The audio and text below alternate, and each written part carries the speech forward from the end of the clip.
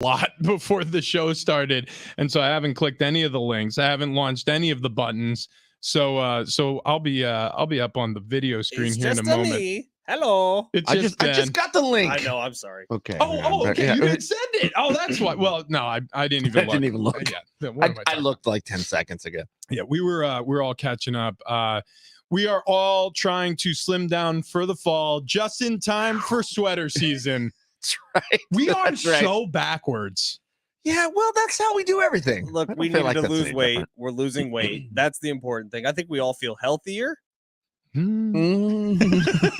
I think we all feel skinnier. We definitely feel skinnier. Yeah. Things are starting to feel And a I little think looser. we can see the results because we're weighing ourselves every single day. Like, it is nice to see results. Well, maybe not Travis. I haven't gone up, but I feel like I've been trying real hard here. You And look good. I've stayed the same for a couple days. You do look good. Well, thanks, man. Not as good as you guys. You guys look very trim. Hang on a second. Yeah. Let me fix this camera. Everything's messed up right now. Oh, That's there we go. perfect. Hey, look at that.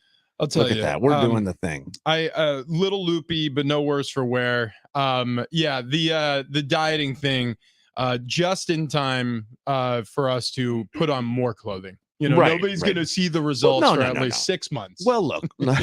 We live in Well, San Diego. hang How much on. clothes do you really wear? Hang I on. don't know. Nice scarf sounds good. Ooh, I'm feeling scarves and mittens on Friday. Yes. But if we want to be in our super sexy Halloween costumes, Good point. we got to lose a few pounds. Yeah, and I told everybody on Friday last week I'm going to be a sexy nurse. Again. Yeah. It's because I have that costume already. Again, third year running. My kids hate me. Trick or treat. This is unsettling. We want you out of the neighborhood. Yeah. We told you this last year. Well, I mean, it's just because they don't have sexy male nurse costumes. Well, that's true. Yeah. Yeah. So, I mean, and when they do, I'll buy it. But until that day, we're going to be wearing a bustier and a little skirt. You know, I've always been curious, where did the sexy nurse costume come from? Because every nurse I've ever seen, now a lot of them are really beautiful, but they wear scrubs. Yeah. Yeah. Well, I think it was the old timey nurse uniform that they made a little sexy because the whole bedside manner thing and somebody's taking care of you. And It was, I mean, that was the outfit in the turn of the century 1900s. Like, it was a white outfit and it was like, I mean, obviously it didn't show any cleavage. But it had the little bonnet. Like that's how a lot of hospitals dress their nurses. What's so strange though about that is when you're wearing, like, I don't know, scrubs, for example, you know, if blood splatters on green scrubs, it's obvious, but it turns brown because red and green makes brown. And so it's not as alarming as when a white outfit gets doused with bright red blood.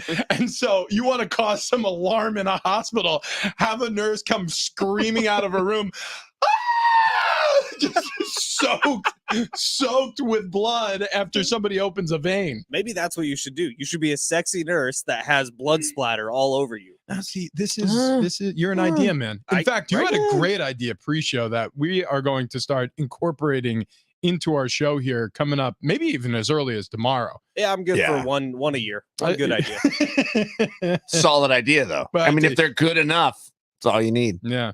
Speaking of which, how about the Padres? Maybe it's just I hate them. Okay. It's just one time a year, right? That's all we're asking for is just one time a year, but just place the streak like earlier in the season. They're on a 5-game winning streak, and now it doesn't matter. Maybe I'm hangry, but it makes me really mad. Okay, hold on. It does really piss me off, Travis. And I'll tell you, like, it really makes me mad that this is the team we're seeing right now because I was flipping between all three options last night, right? We had the Steelers-Browns game, we had the Saints, and who the hell did the Saints play? The Panthers game, and then we had the Padres game. And I was flipping between all three. And the Padres are playing such good baseball right now, it almost makes you want to stab someone and put blood all over Rich's nice, sexy skirt outfit. Thank you. Well, all of a sudden, when they need the offense, they can just pile it on when they're trying to eke out a win. It's cool to watch and not mathematically eliminated They yet. have a 0.2% chance according to Fangraphs. Yeah, less than that according to ESPN. ESPN's 0.1%. So, I mean, I guess you can split the difference. They have a 0.15% chance of making the playoffs. Look, it's most likely not going to happen. I mean, there would have to be a damn near a meteor hitting the earth in order to make it work. But I guess it could. In the meantime, the Padres finally taking advantage of a soft schedule. I mean, yes, they came off hot of the Dodgers, but then they played the A's, now the Rockies. I mean, these are teams that are terrible. They should be winning. They're also playing on a team that's not all the way healthy. And you have Manny Machado who comes out and says, yeah, I need to get surgery. Oh, cool. What's the recovery time? 6 months. Oh, cool. And he's still playing. Yeah, that's it. This is where I have a hang up. I mean, he's like, look, I'm going to keep playing until we're mathematically eliminated. So on one hand, you're going, well, that's what I asked for. I wanted you to be a leader. And on the other hand, you're going, wait, is it more of a leader if you go, look, we're not going to make the playoffs. As a leader, I'm going to go ahead and step aside. I'm going to get the surgery so I make sure that I am back, ready to go for 2024. Well, yeah, like this is all so confusing, right? Because what you want to do and what we all want to do is root for the Padres, root for Manny Machado, and feel good about everything that's going on with this team. But there's just a lot. There's a lot roiling just below the surface. What we're seeing is the forward-facing, presentation that the organization wants you to see. But there's a lot going on underneath. There's people needing surgeries. Maybe you Darvish this offseason. Machado just made that announcement. I mean, there's guys who are not going to be a part of this team who are chasing history right now. Blake Snell being one of them. You have obviously young players really trying to show out right now. Campusano is on a heater. It's confusing. I mean, you're seeing all of it happen kind of publicly, but privately, there's even more going on with the Padres. There's tons of issues, and Rich, you kind of laid those out well. I think another big storyline is Juan Soto going to be a Padre next season, and have the Padres force their own hand by not dealing Josh Hader and Blake Snell to get some pieces back at the trade deadline. To now you have to trade Juan Soto. Whereas if you move those guys and maybe got a haul back, you would feel more comfortable keeping Soto because your farm system has been a little rebuilt. So this has just been a horrific season for all those reasons you just mentioned, and things down the stretch aren't working out because, yes, they're winning games, but they're going to need Manny Machado within 6 months, and the longer he waits to get that surgery, the longer that 6 months is going to feel. Because don't forget, the Padres play the very first MLB game next year. They have an international game on like March 20th, so they're playing like a whole 10 games earlier than anyone else in Major League Baseball. So that's 10 more days that Manny Machado needs to be recovering. I'll tell you, man, I'm heartbroken in some ways about how it's gone for the Padres this season because we had visions of grandeur. I know this show had a lot of excitement entering the season. Our expectation was going to be at the ballpark together, probably like 5, 6 to 10 times this regular season as fans, going to the game, paying for tickets, paying our way into the ballpark, being men of the people. We went to one game together, and it's because this season has overall, overwhelmingly, especially at home, been a disappointment. Like it's exciting to get excited about something that's exciting. We just were denied that opportunity. We were talking about even maybe going to Petco Park and doing like, and again, this can happen next season too, doing like a food review, social media thing. I mean, Mini Mike. Yeah. Mini Mike doing crowd interviews. It never felt like this thing caught fire in a significant way. And the mood around that ballpark was negative. And don't get me wrong, there were exciting moments. A baseball team, a football team, a basketball team, regardless of what the season looks like, if they have a great environment that they play in, and Petco Park certainly is a great environment to play in, provides opportunities for entertainment. And there's no doubt there was entertainment given to over 3 million fans served at Petco Park. They eclipsed that number last night with a 42,000 person crowd. This season, though, overall, when you think about just chunks of it, 2-week chunks at a time, month chunks at a time, I mean, the whole season, if you want to try to digest that already, I'm not quite there yet, but it's been disappointing.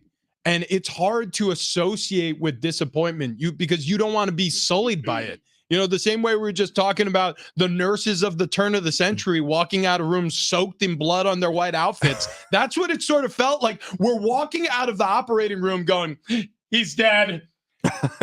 He didn't make it. We thought it was going to be bad. That did not go well. What wasn't it going to be a tonsillectomy? Yes, something went wrong. Well, and I think there's also this underlying fear that you go, okay, the Padres play fantastic on the way out of the season. Does that make the front office go, see, it does work? We'll leave it all the same for next season. Oh, God bless me. I don't even know if that's possible, given what Ben said, though, Travis. Well, yes. Because there are going to be changes. And they have confirmed that they are going to be cutting costs in the next season. Yeah. So, this salary, the top 3 in the league, whatever it is, top 2 in the league, maybe? They're third place behind the Yankees and the Mets. Right. That is going to drop significantly. I don't know if it's out of the top 10 next year. I don't even know if it's possible to get out of the top 10. But it will be dropped significantly. And so again, no Shohei. No, probably not. No Shohei. Yeah, maybe he's wearing Dodger blue. Maybe he's wearing San Francisco Giant orange and black. He's probably going to be in the division, which that sucks. I mean, just think about that. Which we didn't touch on. But it also means... Damn it. But the one I'm seeing, it also probably means no Juan Soto, who has been really good this season, in spite of Padre fans, for some reason, not really liking him. Well, Juan Soto's here next season. Maybe not. They might trade him. Yeah. See, that's the thing is the same way. Okay, so you mentioned Ohtani. Let's talk Ohtani. The Angels decided to hang on to him at the trade deadline. They got nothing for him. Yeah. The guy's locker's cleaned out right now. Okay? And it didn't work. It did not work. They added at the trade deadline. They were thinking they were going to go on a run. Trout got hurt. Ohtani got hurt later on. Well, they sit him down for injury. They shut him down, and he doesn't just shut down. He cleans out his locker. Well, and I'm not coming back. We've talked about this before. Some injuries hurt a lot more when your team stinks. Mm-hmm. And when you were projected to get $650 million, and now who knows what that injury does to that. Exactly. Mm-hmm. So I mean, this seems more like a business decision than an actual F you to the franchise on his way out the door. I don't necessarily think I don't know. I mean, obviously, but the point I'm relating it back to Juan Soto. This whole thing with Soto is, yeah, he's a great player, and I agree with you, Ben. I hoped that, or I should say I hoped that this would go better than it actually has. But if you're going to trade the farm to get him, and it doesn't net in a World Series, and then you actually have a worse season following the season you traded for him, you got to get something back for him. You got to get something back, and unfortunately, you're just not going to get what you paid for out of him. You're not going to get the same amount you gave up for Juan Soto in trade this season, because when you traded for Juan Soto, he had 2.5 years of control, including the half season you got him for the first time.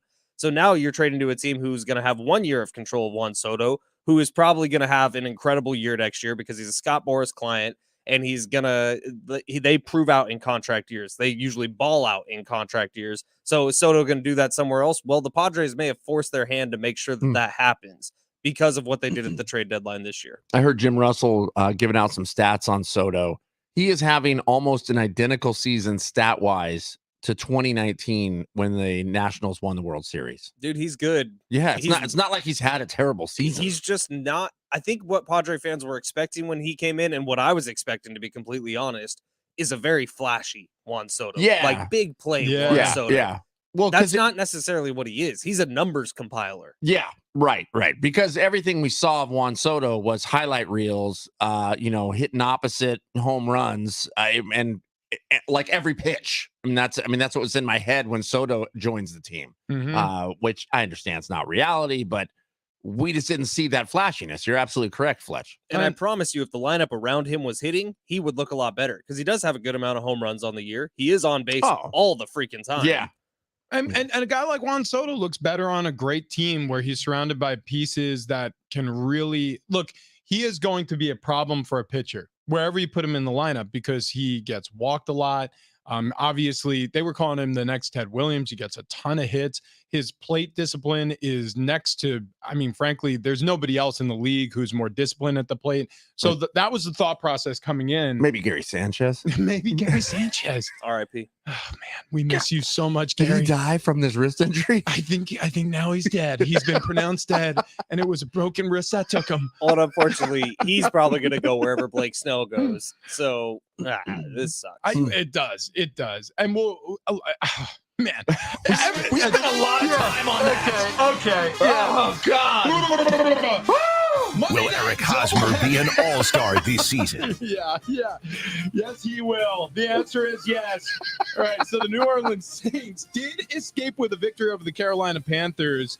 And now they're in the driver's seat in the NFC South. That was a nice divisional win for the Saints, escaped with their lives. Panthers don't have much to show for the effort, even with number 1 overall pick, Bryce Young. Real quick. Yeah. Real quick. You still like the 2 games on Monday night?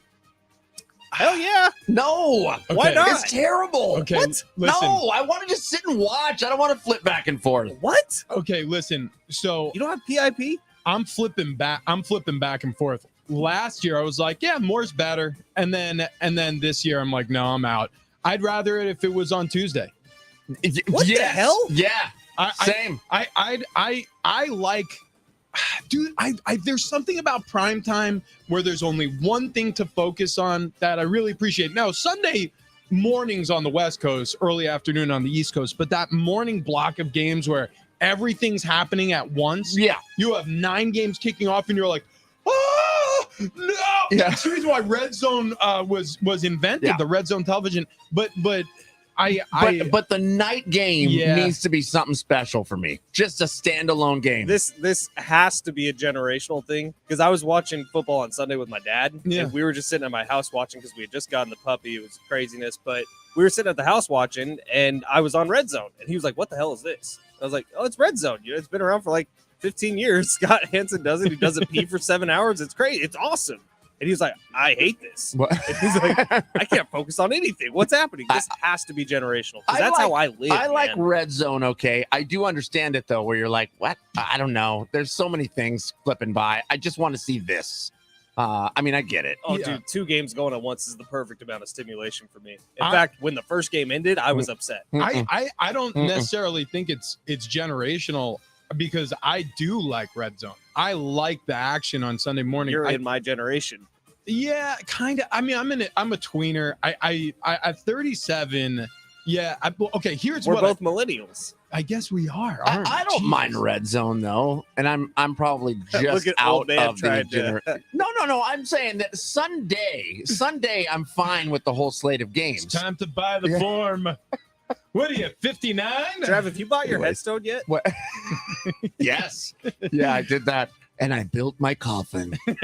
It's here in studio after I'm cremated. It's a tiny pine box. What's in the when we play What's in the Box on Wednesday? It's just Travis. It's Travis's ashes. Is it organic? Yes, kind of. Yeah, it was fun though. It was fun though to have games on. I want a football game on every night. I'm Same. at that point in my life. Yeah, I'm fine with that. Yeah. I'm totally fine with that. I just on Monday night where I'm like, it's Monday night footballs. It's not Monday night footballs. Well, they do it like twice a year, so you're okay. God. Yeah, they're going to do it again next week. In fact, they're going to flip-flop. ABC and ESPN are going to flip-flop which games they air or which time slate they have. They're doing all sorts of experimenting to see what viewers like better. The and song then sounded good. what's that? The song sounded good. Oh yeah, To open up, yeah, it was Chris cool. Stapleton. Yeah, that was rad. Which, by the way, we are getting into the lab, and by next Monday, we're going to have our very own Monday Night Football theme. Yes. Yeah, we're going to pitch this to the crew over there at ABC, ESPN, and Disney, and see if we can get on, just like Chris. Maybe we'll do alternate weeks. Can Yeah, you do well, that yeah. real guttural sound that he makes when he sings? It's like inherent to him. He's awesome. Mm. You know who else is awesome? TJ Watt. Oh my God. TJ Watt is a problem. So Saints beat the Panthers, Steelers beat the Browns. In the Steelers game, the defense scored more points than the offense. The Steelers defense is one of the most fearsome groups, which, by the way, rewind back to week 1, what the Niners did to that defense. Whoa. Mhm. But yeah, they got after it. Highsmith, it's not just Watt. They have another just absolute game wrecker on the opposite side of the defensive line in Highsmith, Alex Highsmith, who had the game of his life too with a pick 6. So I don't know what the NFC North or the AFC North is going to do with the Steelers, but coming into the season, we were like, yeah, Bengals, oh, Ravens. And now it looks like the Steelers division. Steelers got their asses kicked in week 1. Yeah, maybe. That defense is terrifying. Mhm. And that pick was so strange to start the game. It bounced off like 3 different Browns players before Highsmith got it and took it in. And then TJ Watt at the end of the game. I do wonder, and I was trying to do this in my head last night, like defensive power rankings of individual players, because JJ Watt, TJ's brother, put out a tweet last night that said, TJ Watt is the best defensive player on the planet. Don't even try to argue it. Yeah, and I'm like, I saw well, that. yeah, he's got a pretty good point, but there's also Nick Bosa. There's also Micah Parsons. There's also Myles Garrett. Like, there's a lot of really good Aaron Donald, really good defensive players. I wonder where TJ Watt actually falls. Last night, 4 tackles, 2 for loss, a sack, a pass deflection, 3 quarterback hits, a fumble recovery, and a touchdown. First Yeah. touchdown of his career, which Yeah. was surprising to me. Yeah, pretty damn good on that scoop and score. Yeah, TJ Watt, look, you just mentioned all of them, so I won't review. If I'm gonna pick, it's Micah Parsons. And the reason is because Micah Parsons is literally Lawrence Taylor reincarnated. A lot of people don't remember LT. I don't even, I have faint memories of what it looked like when he played live. But you go back and you watch actual game film of when Belichick was defensive coordinator in New York with the Giants. Parcells was head coaching, and he literally used LT, Lawrence Taylor, just like Dan Quinn is using Micah Parsons in the Dallas Cowboys defense. He put him anywhere. Yeah. They found mismatches everywhere, and he won everywhere. It didn't matter where you put him. He had success, and that's how you feel about 11 in a Dallas Cowboys costume right now. Rich, you're spot on. He is a problem every single play. Every single down, Micah Parsons is a problem for that offense, opposing offense. I agree. I want to disagree with both of you, but I don't think I can. He's so good. He's Micah so good. Parsons, and he just changes the game so much from a defensive standpoint where you don't often see individual defensive players change the game as much as Micah Parsons does. Yeah. And that's a statement to who he is, and that's a statement to why he is probably going to be the highest paid defensive player of all time quickly. Yeah, I can see that. There's going to be an argument pretty soon here over, in boardrooms at the Dallas Cowboys over how much exactly they need to pay him. Where did he go in the draft? Because I feel like it was later than he should have. Well, yeah, he dropped to 11th overall. I want to say the Dallas Cowboys traded up and grabbed him. And it was one of the smartest moves that organization has ever made because 12th. It was 12th. Yeah. 12th overall. Yeah. Unbelievable selection. Who the hell are the other 11 teams? I know the 49ers are one of them. Mm-hmm. Was that the Trey Lance draft? Yeah. Shut up. Okay. Moving right along. Speaking about getting a bag, this Chief just scored big. Hey, could we borrow a buck patty? That's next.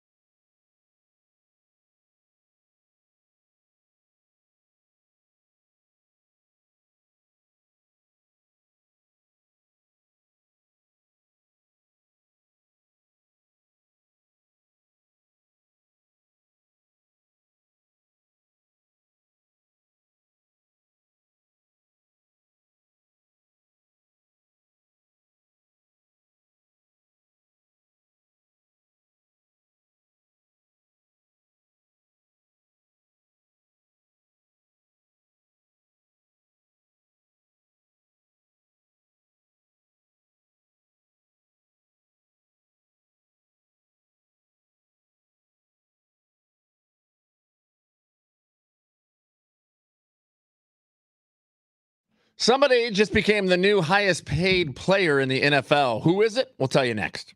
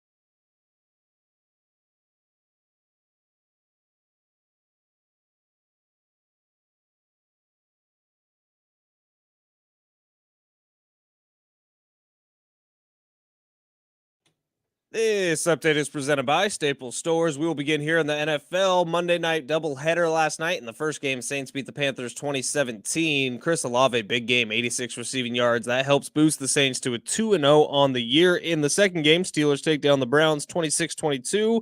Browns lose more than just the game. It is expected that running back Nick Chubb will miss the rest of the season after a gruesome leg injury that happened last night. While Monday Night Football was happening, Chiefs quarterback Patrick Mahomes was busy restructuring his deal. Now guarantees him $210 million between 2023 and 2026. In Major League Baseball, Padres have put together a 5-game win streak here as the season winds to a close. In spite of recent success, they're still 5.5 games out of a playoff spot, just 11 games left to go in the season. Fangraphs.com gives the Padres a 0.2% chance to make the playoffs. $10 says that your local Staples now accepts Amazon returns. Now, when you return an Amazon order at Staples, you receive a coupon for $10 off your next Staples purchase of $30 or more. In-store only. Exclusions apply. Staples, your new favorite place for Amazon returns.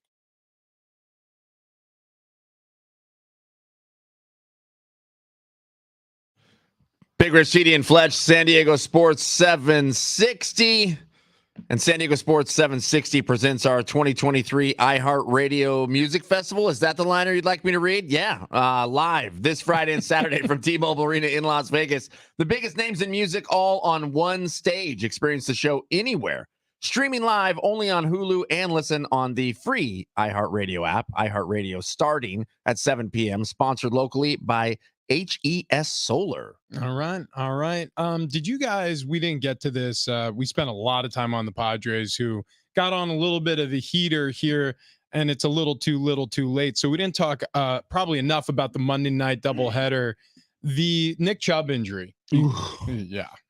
Yeah. That's when, I love the internet for so much, but there are things that hit your timeline and you can't scrub. and I'm typing. I can't help myself. I'm typing in his name right now. It's horrific. I mean, Actually, I had a friend who just was looked at over. the game last night in Pittsburgh, and he sent me a screenshot or a picture of what they were showing on the video board in the stadium. Yeah, Because they didn't show the replay on TV. No, you want to see it again? I could show No, it I've to you. seen it plenty. Yeah. And so he texted our big fantasy group text, and it was the still shot at Heinz Field. I guess it's not Heinz Field anymore, but of what was on the big board at the stadium. And it was that knee that is just not where the knee is supposed to be. Oh, horrible. Well, so how the knee bends, it bent the other direction. Yeah. Yeah. So normally it hinges like forward. Yeah. Just imagine it going 90 degrees opposite direction. Yeah, it was horrific is the word. And unfortunately for Nick Chubb, I'm not even thinking about the Brown season. I'm not thinking about what this means for this division. For Nick Chubb, that could be a career ender.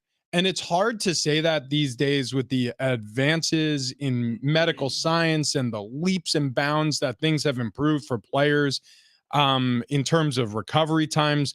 But an injury like that, I mean, that could do enough damage in the knee where you just don't come back from it. So I'm wishing him the best on his recovery. And that's about as far as we can go with it, because it's one of the worst things you've seen. So if you have a stomach for it, go ahead and type his name into Twitter. It'll be the first thing that pops up. If you don't, avoid it at all costs. Yeah, I would not do that. Yeah. So what makes it even worse is Adam Schefter put this out last night, probably about 45 minutes after it happened. And he said this: Nick Chubb dislocated his left knee and tore his MCL, PCL, and LCL with cartilage damage on October 10th, 2015 versus Tennessee. He just injured the same knee tonight versus Pittsburgh. And that's exactly right. Yeah, that's part of the story. The second time, it sounds like a similar injury too. Like if you look what happened to his knee last night, everything was in the wrong position. Well, and also you got to remember when this one, I don't think even if there wasn't a previous injury, I think the same thing happens. It was just a freak incident. These things can happen on a football field. Obviously, when you have bodies flying around 1,000,000 miles an hour, his cleat was stuck in the ground as he was taking a step with his opposite leg and of course now the internet showing me his college injury. Yep. How similar does that look? Good God. Yep. It's freaky. I'll also say this: what a lot of people don't understand is, look, to make it to that level, you have to be somewhat of a genetic freak. Like you just do. Like there's something different about your body, your mentality. There's so much that you put yourself through mentally and physically to get to that level. You know, the same could be said about prize fighters or some of the best MMA champions we know now. I'm speaking specifically about like a combat sport like football or fighting are. It takes so much.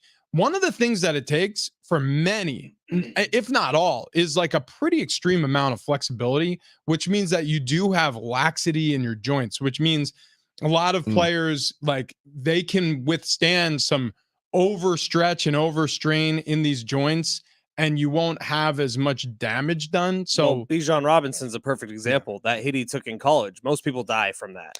Yeah, I mean, it could kill somebody. That's exactly right. And he got up and he was in the huddle the next play. It's just they're built different. So hopefully for Nick Chubb, I mean, it most likely will be a season ender. We'll find out here. Yeah, Stefanski said last night it most like that exactly thing. He said, most likely we're not going to have him the rest of the year. And you can tell that just by looking at it. It almost looked like bone came out of his leg. Yeah. Okay. All right. We got to move on because everybody's going to lose their breakfast. How about those Cheerios, huh? We're not eating breakfast. You're not eating breakfast, listeners. Yeah. We're on a diet. We're pissed about it. So you're now intermittently fasting as well. We can't eat anything for 4.5 hours. The only thing I got to throw up is a fish oil pill. You guys want to see something? Wait, are you taking a fish oil pill? Yeah, a little omega-3. Wait, are we supposed to be doing that? Supposed to be? Is that on the list? No, that's on my own.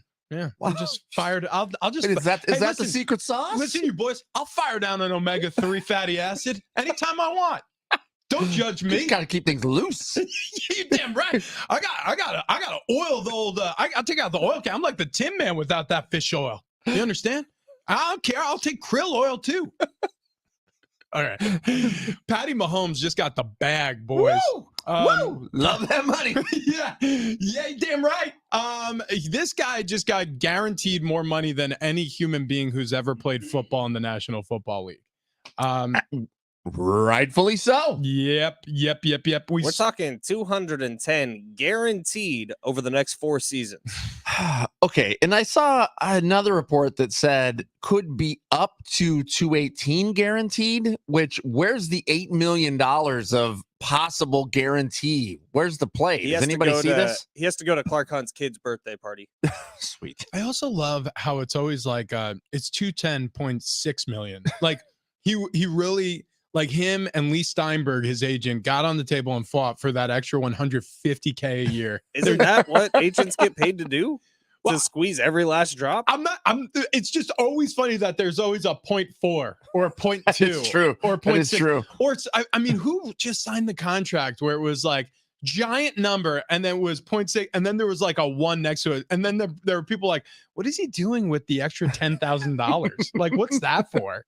I'd like it. Yeah, no, I know, but it's just so funny when you see these enormous numbers and it says 0.1. It's like, man, and they scrapped and they scrounged and they fought for that extra 100K. I know exactly what it is. You know when you buy like tickets to a concert or something and there's a processing fee? Yeah. Or like a handling fee, even though you're buying it online and it's going straight to your phone. That's the player's processing fee. It might be. The 0.6 just goes to like his marketing manager. It's just tips. Like he's just handing it out. It's like, like don't spend it all in one place, huh? Like who's gonna play for my Red Zone subscription? Could be a prescription too, I guess. Here's the crazy thing. This is what I'm going to guarantee to you. The reason why this happened was in direct reaction to the Chris Jones deal. So you got to pay him a bunch. All of a sudden, they got a much bigger cap situation. So they're thinking like, all right. In the balance of all of this, you have a capologist who works for your team, obviously handles all the finances and works very closely with the general manager. And what the balance of all this is, okay, if we're going to take up more cap space with Jones's contract, we need to get relief somewhere. So they think to themselves like, oh, who's going to be here a while? Oh, Patrick is a pretty good player. He might be playing for, you know what? We'll restructure his contract. So don't be shocked if later in the week we find out all of a sudden the Chiefs have a ton of cap room, just like the San Francisco 49ers. You mean to sign a receiver? Which they might want to do. Might want to. So to make it clear to everybody, Patrick Mahomes, that's not the contract that makes him the highest paid player in NFL history. It's the most of a 4-year span. Yes, exactly. Because I do think Deshaun Watson got more. There's other people who've gotten, because but his contract is still longer. Yeah, Mahomes yeah. Exactly right. Yeah, Deshaun's contract was a 5-year contract, but the way they structured it was that all of his money wasn't going to kick in until year 2. Because his suspension year, they didn't want him. He got paid $1 million for his suspension year, correct, which he didn't get. Veteran minimum salary. $1 million. Yeah. Well, and then Joe Burrow, his contract with his guaranteed money, that made him the highest paid per year NFL player until yesterday. Exactly. Yeah. So this is what it looks like, man, when you are a multiple Super Bowl championship winning quarterback and you're playing for the best franchise in the NFL right now. Hard to argue because... And you're still under 30 years old. Right. Right. Which rest of the NFL, I'm sorry. All I do is win, no matter what. Hey, let me ask you this question. Travis. Yeah. As a Denver Broncos fan. Well, yeah. It's fine. We got No. I mean, we're doing real good here. When you're thinking about that Russell Wilson, when you're thinking about that Russell Wilson contract, how does this one taste? Like when you start thinking about it. Okay. Literally a year and a month ago, I'm like, Broncos got such a bargain. I mean, they're rolling in it. Oh my God. And now I'm like, maybe they should just shut down for a couple years and then see you in 2025. I'm not just saying this because you're here and I like to poke you. Yeah. The Broncos might have the worst quarterback situation in the entire NFL. Oh, geez. Maybe in history. Based on what you're paying him and what you're getting out of him production-wise, which he has been better, I guess, through 2 weeks this year. But what you're paying him versus what you're getting and what you were expecting to get, are two very different things. Pete Carroll is laughing and laughing and laughing. You can actually. I'm gonna be in Colorado Springs in 2 weeks for the game Aztecs against Air Force, and I hear from people out there because I've already been doing some comms ahead of the game. When you're quiet at night, like at midnight, nobody, all the lights, street lights are going. Like you can hear Pete Carroll's laughter all the way from Seattle. At altitude, it carries. Pete Carroll sold the Denver Broncos a car with transmission problems, and they didn't realize it when they picked it up. And then and he's just like, I totally dumped the thing for full value. And then Pete Carroll went and picked up a junk car off a lot, and his name is Geno Smith, and he's freaking awesome. Well, we wrote, but he didn't write back. No, That's right. All right. Actually, we're going to dive a little bit deeper into the Discord in Denver. That's coming up in the 8:00 hour because Sean Payton, new head coach in Denver, had some comments about his starting quarterback. So we'll get to that a little bit later on in the show. But for now, we want to talk about mom love. When is it too much? That's next.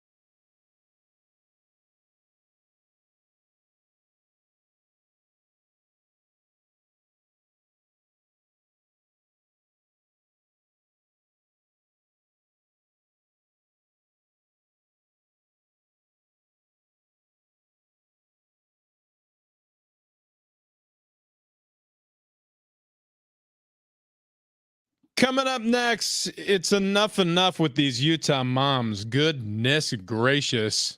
All right.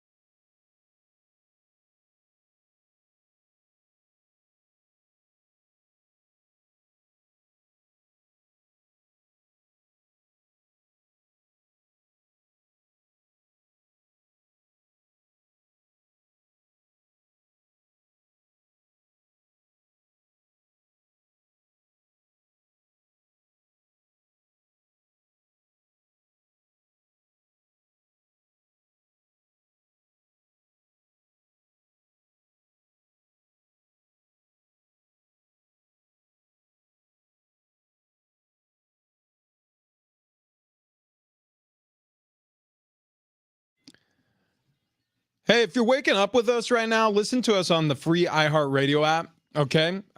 Wherever you're listening, it is super easy to download the app and bring us with us wherever you're going today. Pop in your AirPods. You go in the grocery store. I do this all the time. I'll be listening to the full San Diego Sports 760 lineup while I'm doing a little grocery shopping, especially when I don't have the kids with me and I'm not chasing them through the produce section. Like, don't touch those apples. Oh my God, the peaches are falling over. Like, so free iHeartRadio app. You can bring us with wherever you're going. Big Rich, TD, and Fletch with you. Benjamin Fletcher just come across the old timeline on X.com, a expose.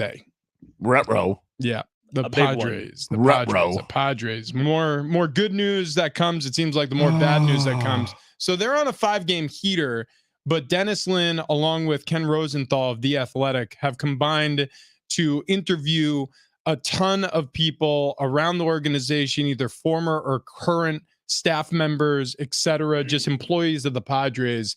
And we have now cleared our 7:00 segment so that we can dive into this in full detail coming up very shortly. It is a long article, so we have a 6-minute commercial break, and we all need to read it. Yeah. But Dennis Lin and Ken Rosenthal, they interviewed over 24 current and former Padres staffers and players, and most of whom spoke under the condition of anonymity. That's a tough word. Anonymity. Yeah. It's like Finding Nemo. Anonymity. Yeah. So Anonymity. whatever. They are anonymous is the way you put it. Okay. But there are some quotes in here, and the headline quote is, "It's the most toxic."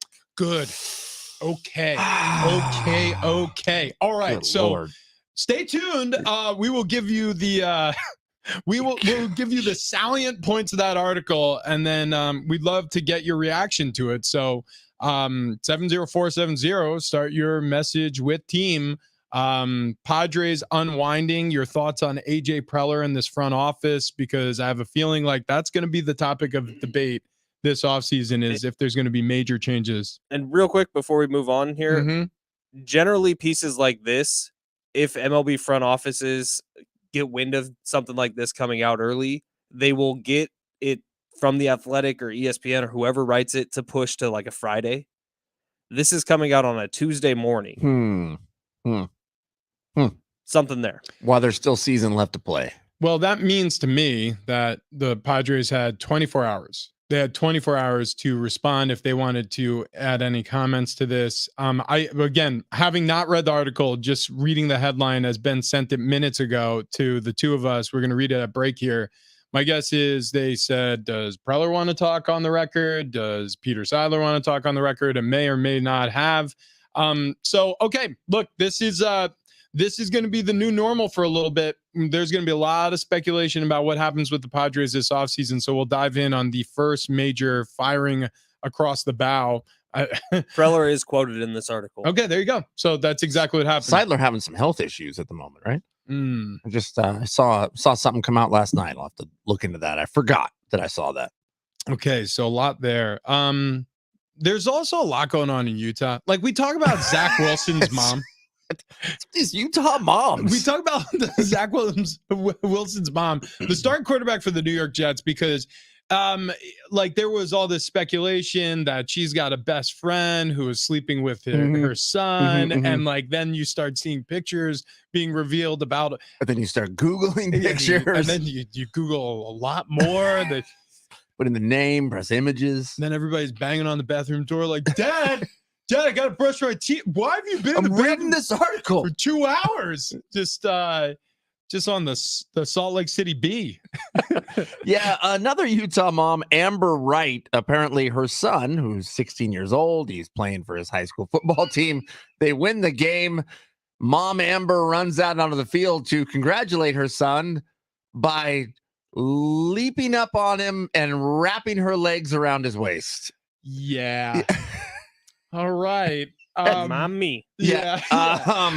I'll tell you what. I'm following her on Instagram. We'll say that. Yeah. I think a lot of people are after pictures of Amber Wright have come out. I don't understand it. But you know what? I don't need to. Yeah. A mom's love should never be questioned. All right, coming up next, we will give you the full details on this expose of the Padres organization. Again, your text 70470. Start them with team. We want to hear your reaction to whether or not AJ Preller is going to be with the Padres coming up in 2023. That's next. 2024.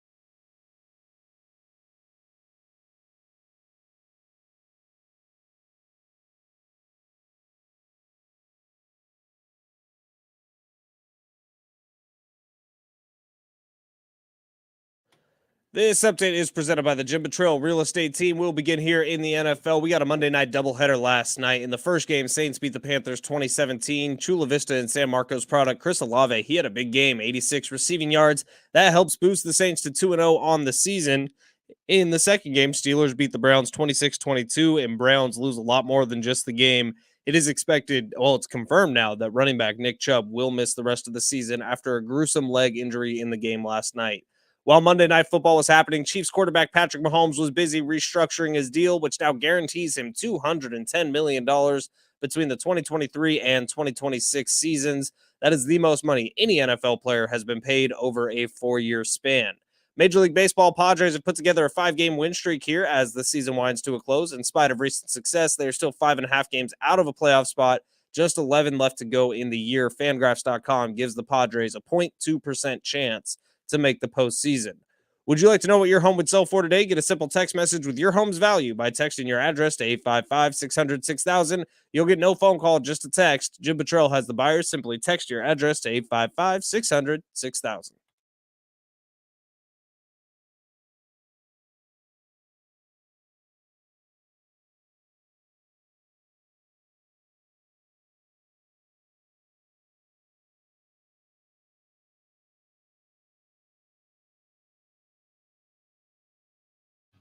Yeah!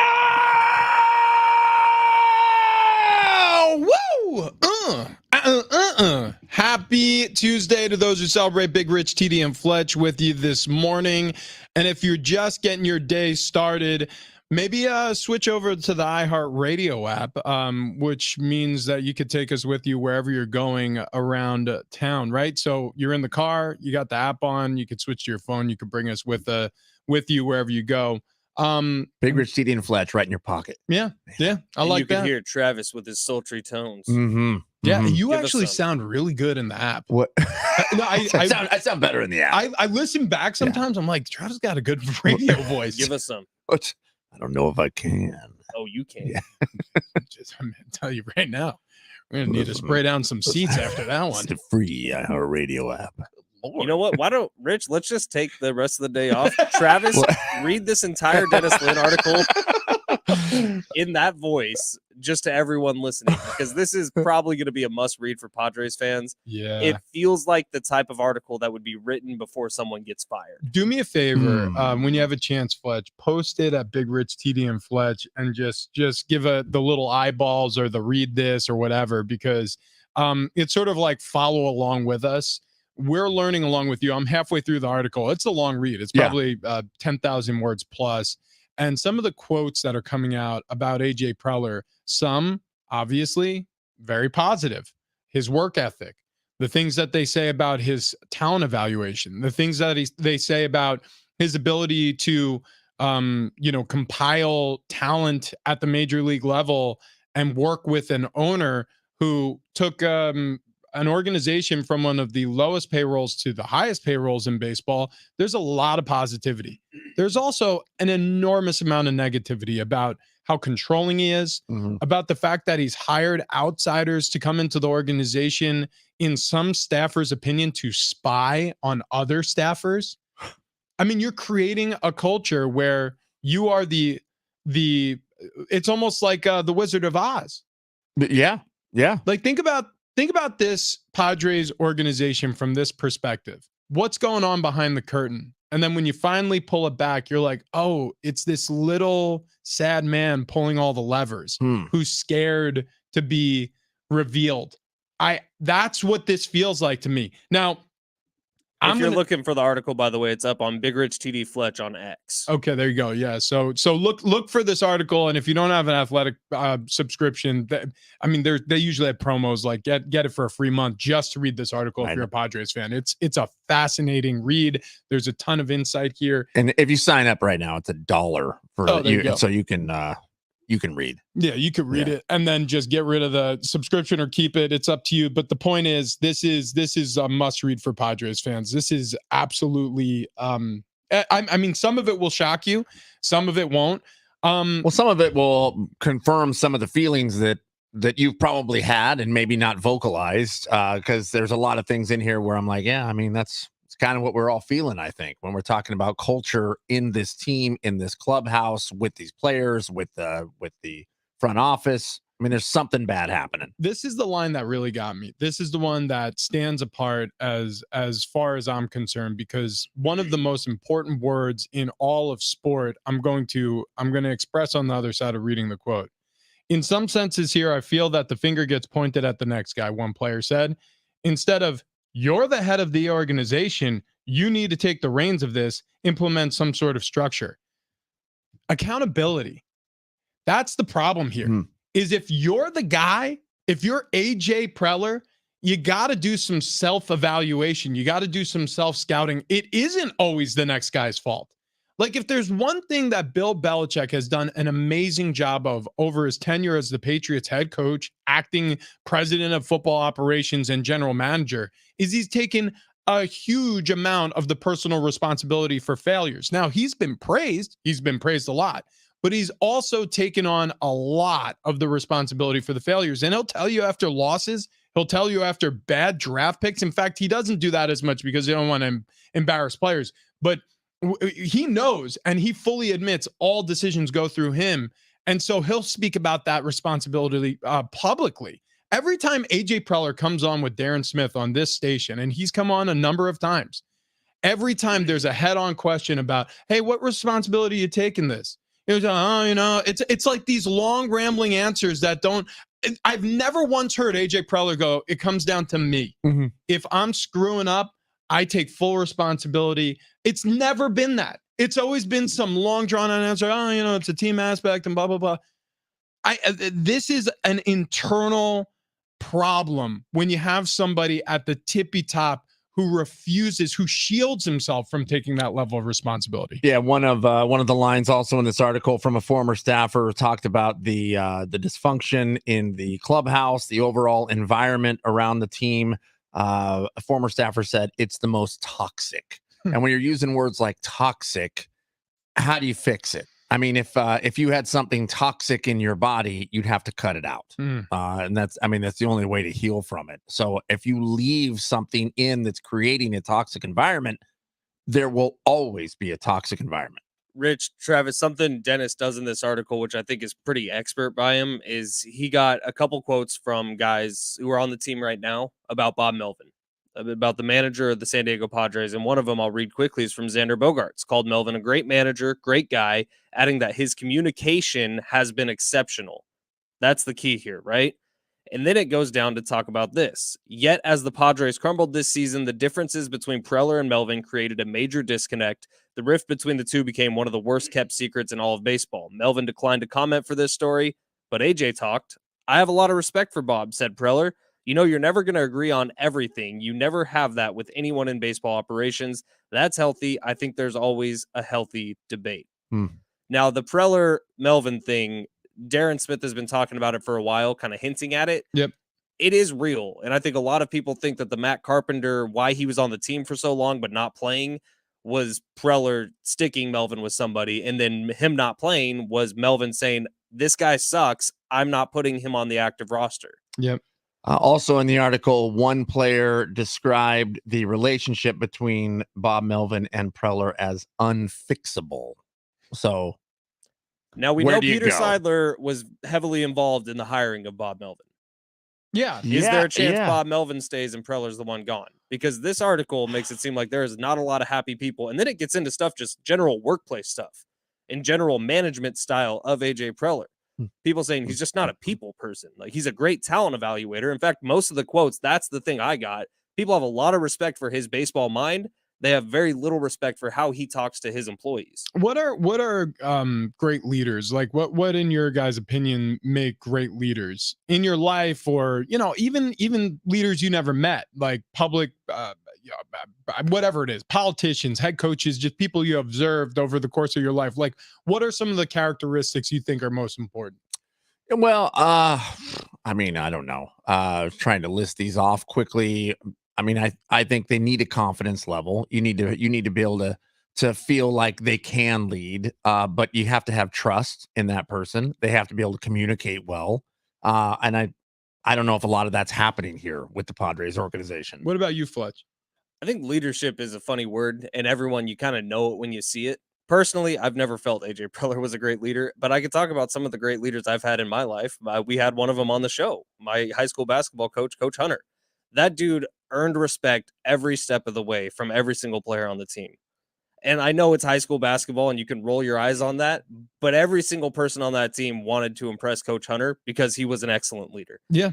Yeah. I mean, in my lifetime, the people who I felt like I trusted and wanted to fight the hardest for were the people that expressed to me expectations clearly, that I felt like did the work, and I felt like had my back.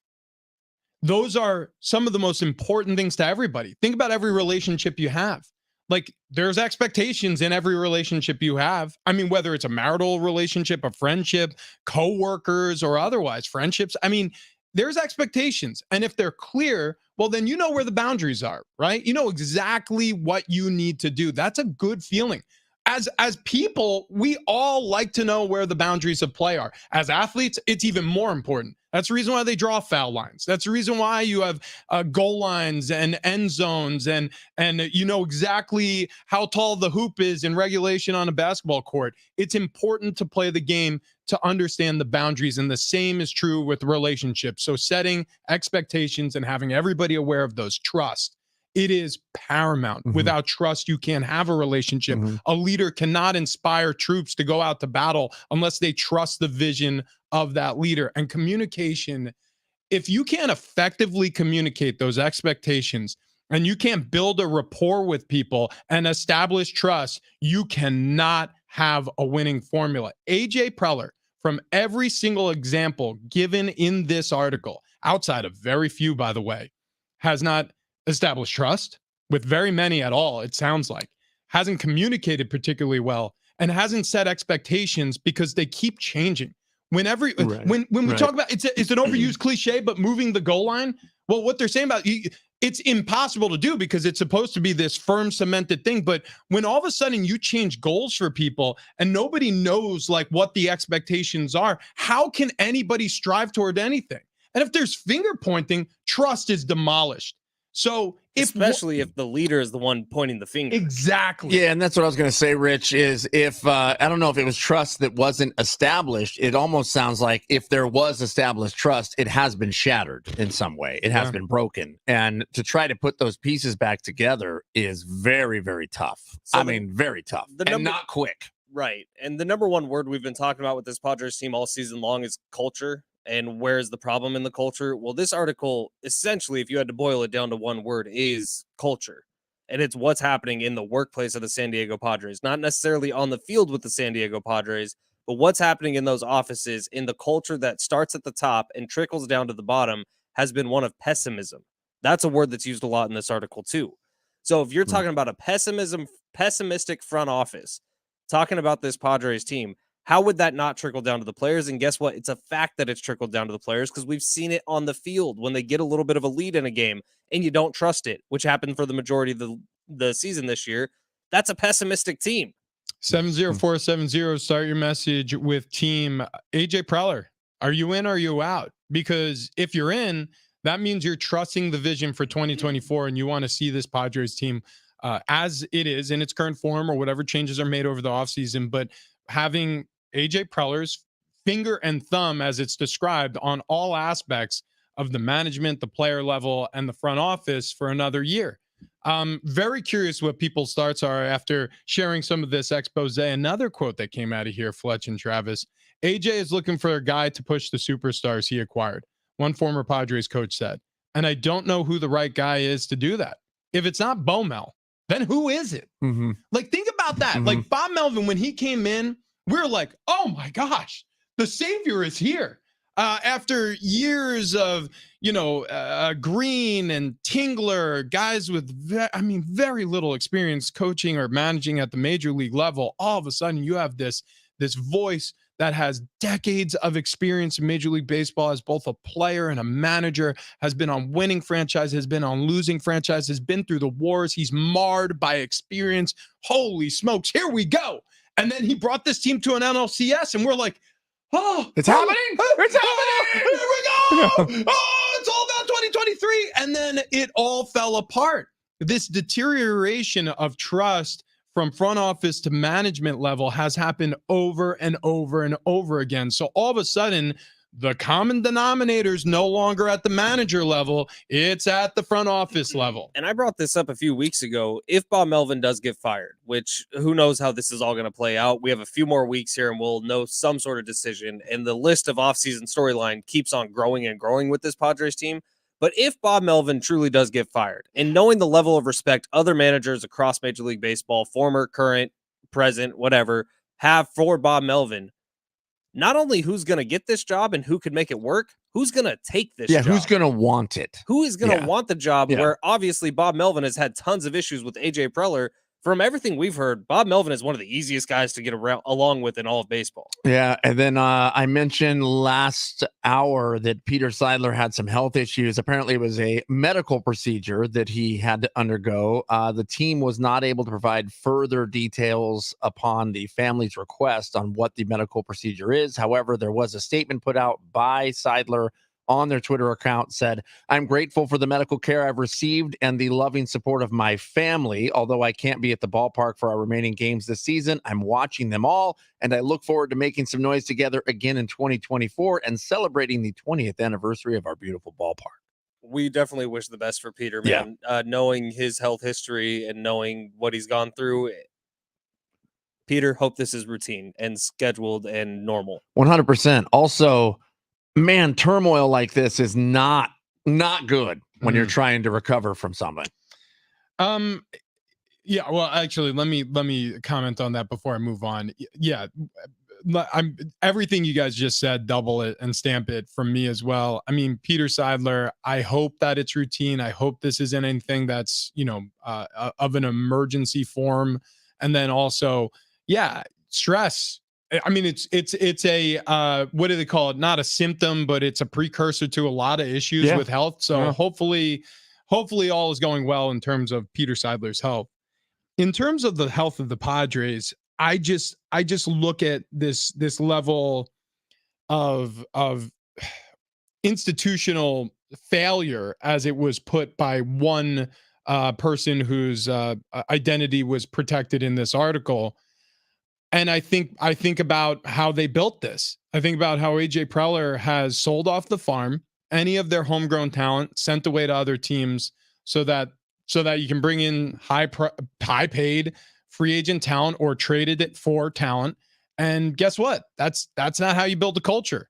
The Padres on their active 26-man roster going into September had 0 drafted players. Not a single It's incredible. one. Incredible. So when you have a situation like that, where is the culture? I mean, all these players are bringing their culture from everywhere else. And then you're saying, okay, now Bob Melvin, it's your job to rally the troops. It's like you're bringing together a group of mercenaries under this banner to say, hey, let's go fight for each other. That's tough to do. Yeah. I mean, it's you handed Bob Melvin a bunch of pieces of a puzzle that just don't quite fit together. Well, because they're from different boxes. Right. Yeah. Here's the line in the article that Rich backs up that point perfectly. Seidler provides greater financial flexibility than some large market owners even give their top baseball executives. Yet the Padres have had only one winning record in a full season under Preller. The Padres' last 3 opening day payrolls ranked in baseball's top 10, the last 2 of them in the top 5. Since 2015, AJ Preller has spent close to $200 million between amateur draft picks and international signings. Yet all of that capital produced only 3 All-Stars, infielder Ty France, and relievers Emmanuel Clase and David Bednar, each of whom blossomed after leaving the Padres. So a lot of this in this article, though, is what we've been saying here in San Diego for the past year. I mean, throughout this season, a lot of obviously this season when we're talking records and numbers here, but this is for the national audience to hear, to see. This wasn't San Diego Athletic. This was headline news on The Athletic. Yeah. I'll read this last line of the article, and then you can decide for yourselves. And again, 70470, start your text with team if you want to weigh in on AJ Preller and the future of the Padres, because this Athletic article that we've just sort of went through this entire segment is damning. Seidler, to this point, has yet to betray even a hint of frustration with Preller. But for the Padres to succeed, former and current players and staffers say something in the team's dynamic needs to change, and that building a culture of trust would be a good place to start. This is a direct quote from one of the former Padres players saying, "Every day it's something. There's an aura of looking over your shoulder there." Okay, so how the heck can you possibly perform at a all-star level, or at a role player level, or at a manager level, or at a third base coach level, or a pitching coach level, or a hitting coach level, or any level of this organization if you're constantly looking over your shoulder, or you feel like somebody's constantly looking over your shoulder, judging what you're doing on a moment-to-moment basis? The answer is it's impossible. You need to endow your employees with a certain level of autonomy so they can go out there and have successes on their own and make mistakes on their own and learn from those mistakes and offer guidance and put in some guardrails to help them lead them down the path to success instead of judging and micromanaging and trying to outwork everyone in the room every day. And that appears to be the common theme in this article about AJ Preller. That word's in there a lot too. Micromanaging from AJ Preller's office. Yeah, I mean, it's almost like if you did this to your kids, they'd resent you. They would push back. They would not follow a path that you would like them to see follow. So it's a problem. It's a problem. It's a problem. All right. Okay. So listen, lot to chew on there. We posted the article at Big Rich TD Fletch on X. So if you want to read it for yourself, feel free to do that. Keep listening. We got SeaWorld tickets, Aztecs tickets, and Guns N' Roses tickets all coming up today. One of them coming up in the next segment. Okay, so an hour and a half to go on this radio show, and you have opportunities to win 3 different pairs of tickets. Guns N' Roses, Aztecs taking on Boise State, and those SeaWorld, that family 4-pack. Coming up next, Monday Night Football doubleheader. The Steelers downed the Browns. Jim Wexler on the Steelers. Coming up next.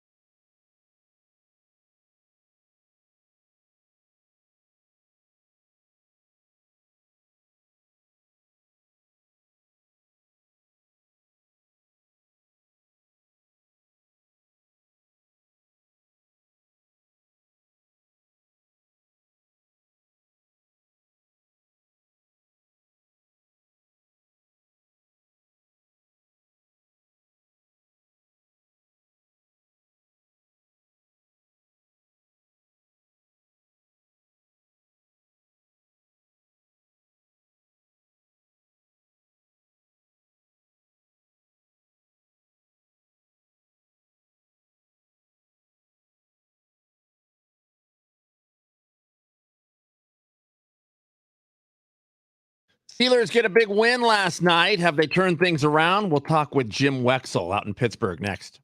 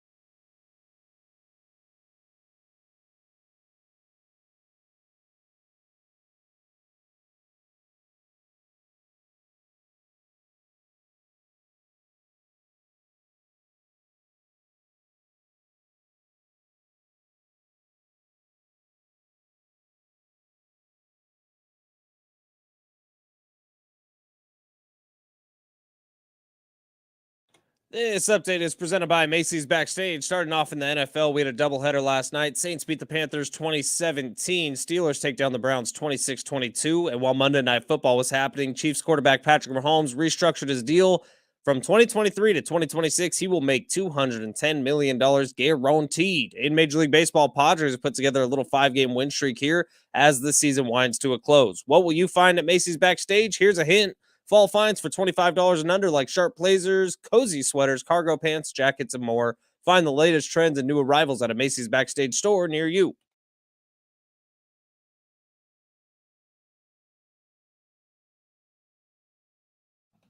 Big Rich, Sheedy, and Fletch and San Diego Sports 760 presents our 2023 iHeartRadio Music Festival live this Friday and Saturday from T-Mobile Arena out in Las Vegas. The biggest names in music all on one stage, and you can experience the show anywhere, streaming live only on Hulu and listen on iHeartRadio starting at 7 p.m.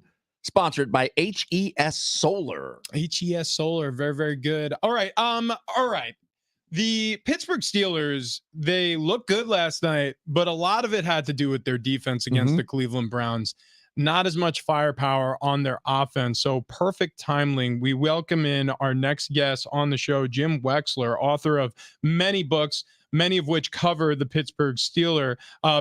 Jim, I guess we'll start with this. I want to focus on the defense as well, but to start our conversation, was Pickett the right pick for the Pittsburgh Steelers? That's a good question. I'm questioning that myself. I thought last year, yes. I thought at the time, okay. I had watched him in college. A lot of accuracy, a lot of grit, a lot of leadership. But, man, he looks small this year, and the pocket's collapsing all around him, and he doesn't have the I'm so used to a 6'5" quarterback getting rid of the thing, no matter how bad the offensive line is. So, maybe I'm judging this too harshly after 18 years of Ben Roethlisberger, but sure was ugly last night. It was. Yeah. How about TJ Watt on the other side of the ball? Is he the best defensive player in the NFL? It's hard for me to. TJ's a good dude, and I like going to him in the locker room. I'm just going to say that Micah Parsons sure looks a little more dynamic, just a little more. But, TJ's outplayed Nick Bosa and Myles Garrett now in back-to-back games. So if he's not number one, he's number two.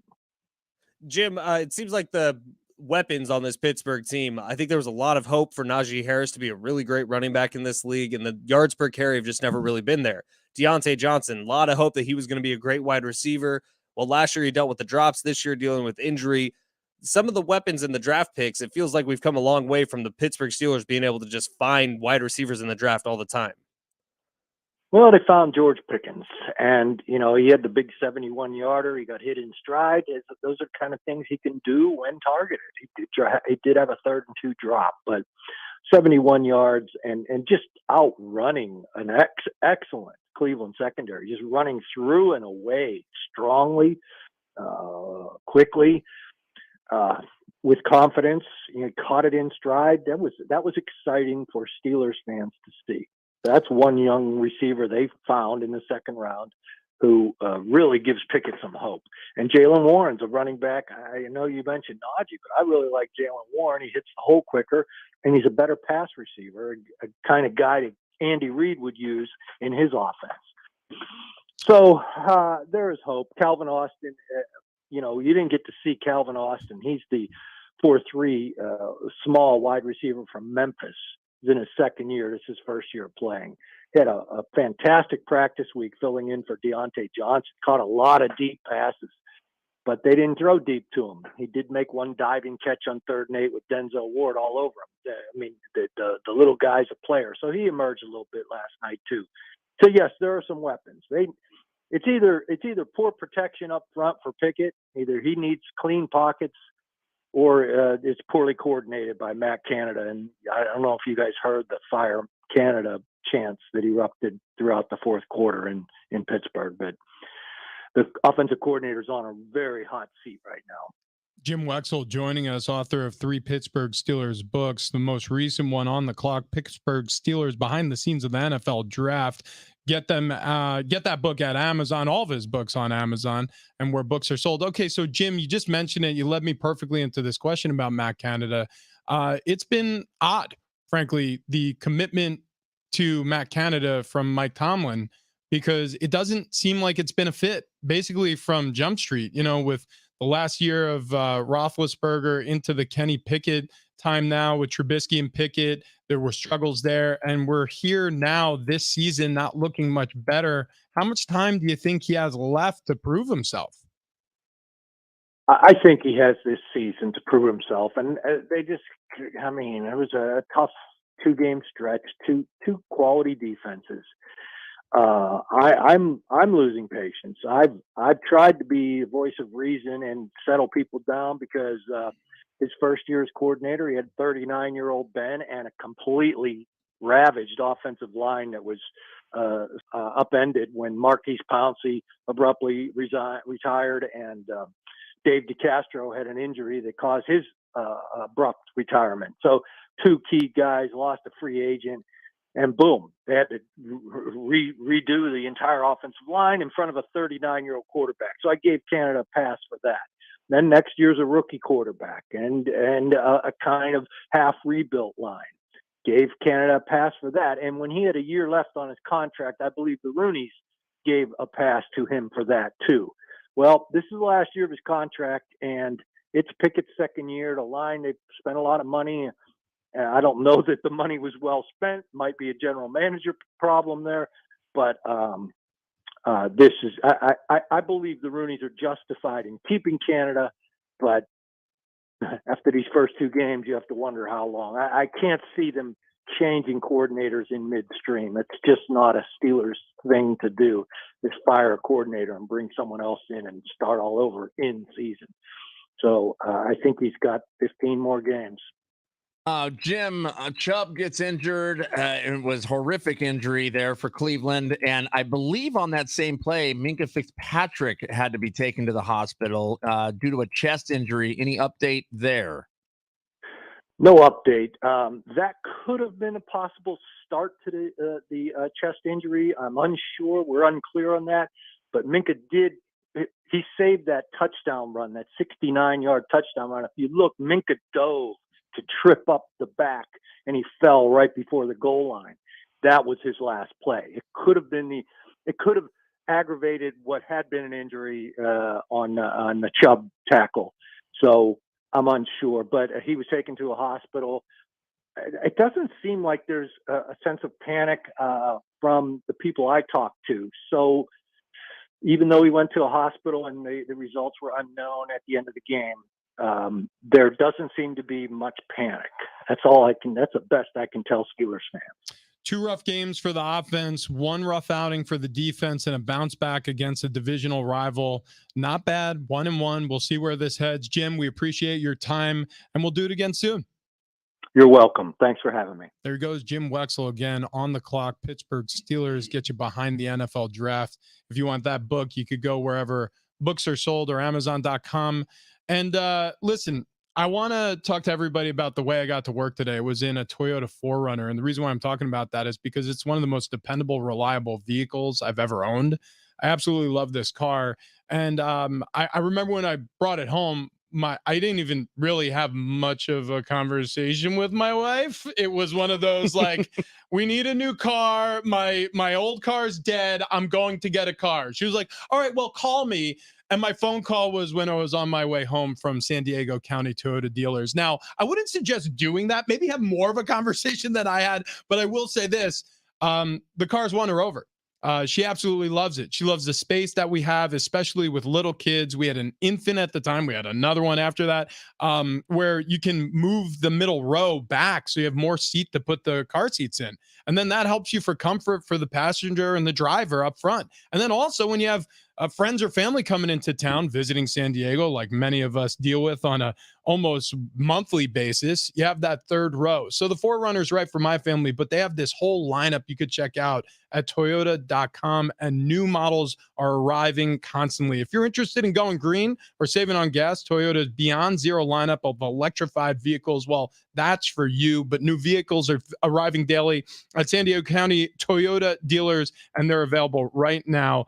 So check out their cars, their trucks, their SUVs. Come in today. Toyota, we make it easy. And we have a bevy of tickets to give away. So we got to give away at least a pair or a 4-pack right now. So I'm going to leave it up to you two.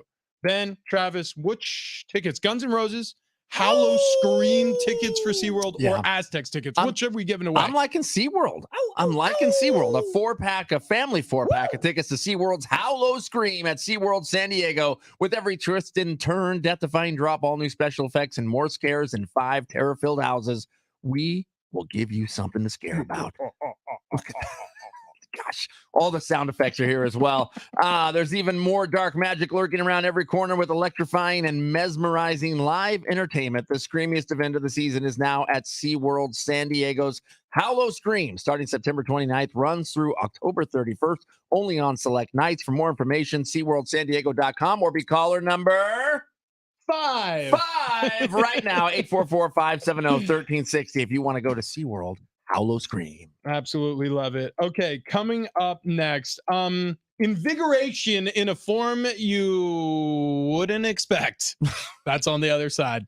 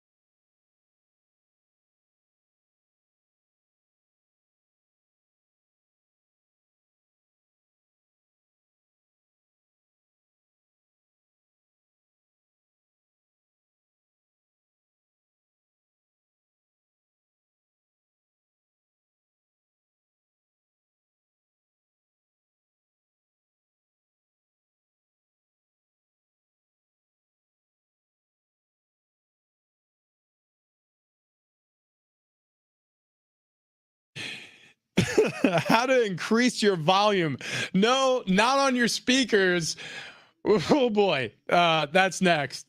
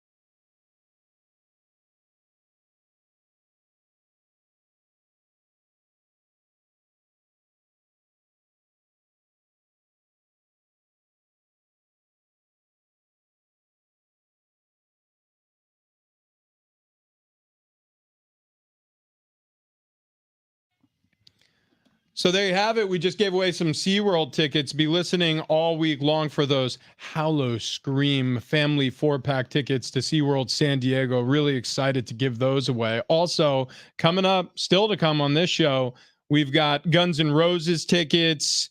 What else do we have, Ben? We got Aztecs football, yeah, bro. Aztec tickets. Boise State home game. Friday game. Coming up this Friday. Really excited for that. Hey, listen to us as you get ready for work on the free iHeartRadio app every single morning from 6 to 9 a.m. We'll be here with you, Big Rich, TD, and Fletch. We're going to get back to this San Diego Padres expose. The Athletics, Ken Rosenthal, and beat writer Dennis Lin went to dozens, it seems, of anonymous sources and have now really outed the culture of the front office at the clubhouse level of the San Diego Padres, and it is not a glowing review. So if you're a Padres fan, it's a must read, and we'll cover that once again here coming up shortly. But there's a new trend going on, guys, and I wanted to talk to you about it.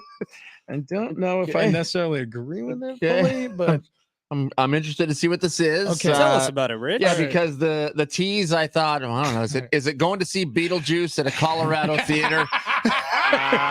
Especially in a position of public office and then doing stuff. Well, I'll tell you right now, there's a hole in that popcorn bucket. Somebody's been using her shake weight. She dumped him, by the way. Doesn't look like that was her first rodeo. It was their first date. Well, that's all it took. What drugs? What drugs? It had to be drugs, right? I just, yeah. She was like dancing. It was good. What drugs? Tell you what, I have no idea about Lauren Boebert's politics, but I just like her spunk. Speaking of which, wait, no, that's, you don't have to dump that. That's not a dumpable thing. It was getting up to 8-9 seconds, and it needed to be dumped. No, that's not a thing. The word spunk is. Don't do that. Hang on. Just follow me. It's in the Webster dictionary. It's not in the Urban Dictionary. It's not one of those bad words. It means that you have moxie. It means you have energy. Spunky is a courage and determination. There you have it. As per Webster's. Definitely determined. Yeah. Like you would describe Lauren Boebert as spunky. Anyways, this is a Was perfect that a show in the 80s? Spunky Brewster. Yeah, believe it was. Guys, look. That's actually a movie she's come out with now.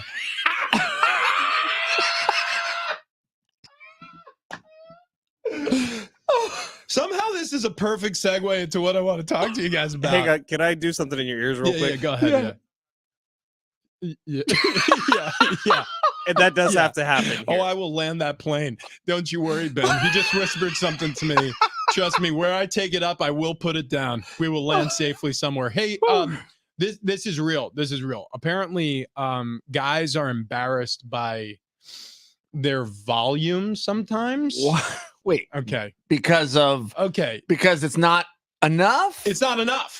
It's not enough. Like, apparently there are times where things conclude and they're dissatisfied with their own projections. Okay. Hold on. Do you understand what I'm saying? Is it just men dissatisfied? It's also someone, but it seems like it's mostly a guy thing. Like they're just like, it's a little bit of a leaky faucet instead of a fire hose. I'm just saying, like, I've never once really thought about this in my entire life, but apparently there's a lot of people on the internet who do talk about this there's like forums on Reddit talking about different tips. Wow. One of the more popular ones, though, is just abstinence. Just completely refraining from any activity for long stretches. And that's going to fill up the tank. And then, apparently, not unlike Ghostbusters 2, all of a sudden, remember when spray that pink slime everywhere? Who was it? Egon or Ray goes, hose him. Yeah.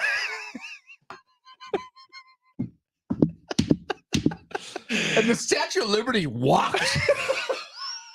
All I'm saying is, I don't know where culture is heading, but the sun is setting on the empire. Like we're done. Yeah, it's over with. Yeah. Like, I mean, you've got Congress people giving out handies in a theater.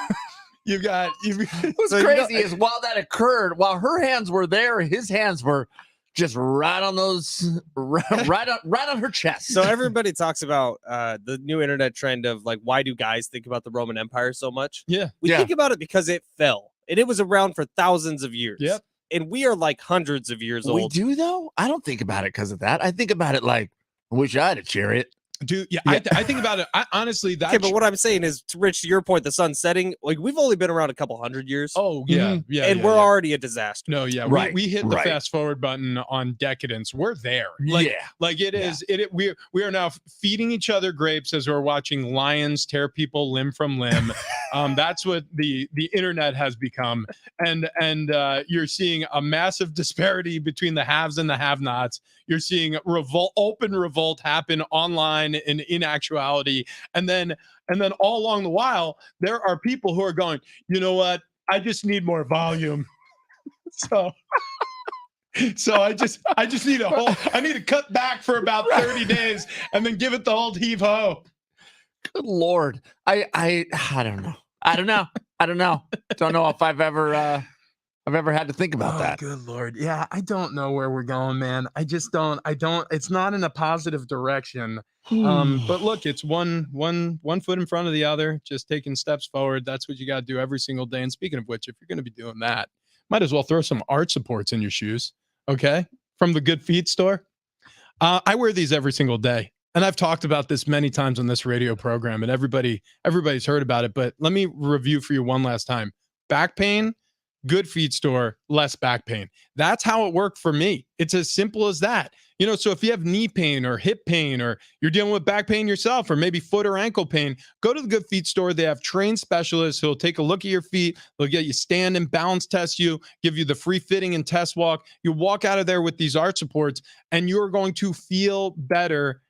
At least that's my experience, and many others. I mean, this show all went together. It was a super quick appointment. And then we all walked out with our arch supports in 20 minutes. And as a result, we felt better as a team. So, okay.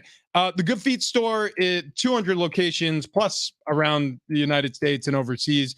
Goodfeet.com to book your appointment today.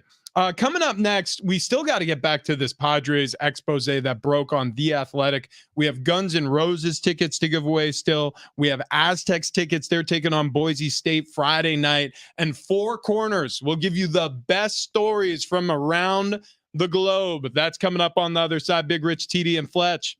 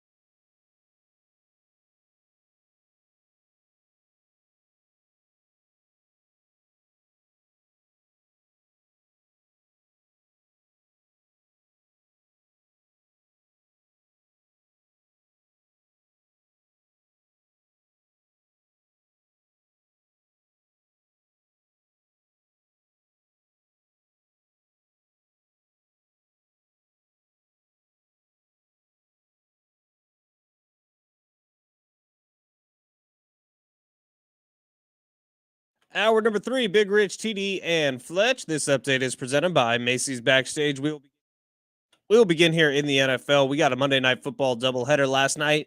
In the first game, Saints beat the Panthers 2017. Chula Vista and San Marcos product Chris Olave, he had a big game, 86 receiving yards. That helps boost the Saints to 2-0 on the season. In the second game, Steelers took down the Browns 26-22. Browns lose more than just the game. It is expected, it is confirmed that running back Nick Chubb will miss the rest of the season after a gruesome leg injury in the game last night. While Monday Night Football was happening, Chiefs quarterback Patrick Mahomes was busy restructuring his contract, which will now guarantee him $210 million between 2023 and 26. That's the most money any NFL player has been paid over a 4-year span.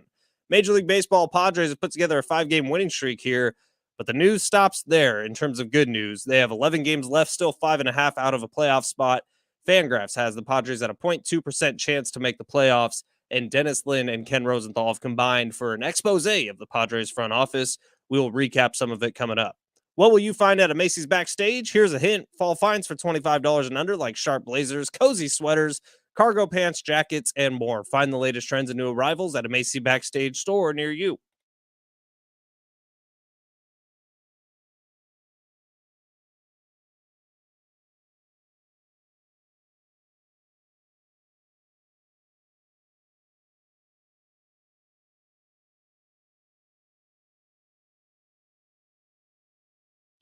Yeah!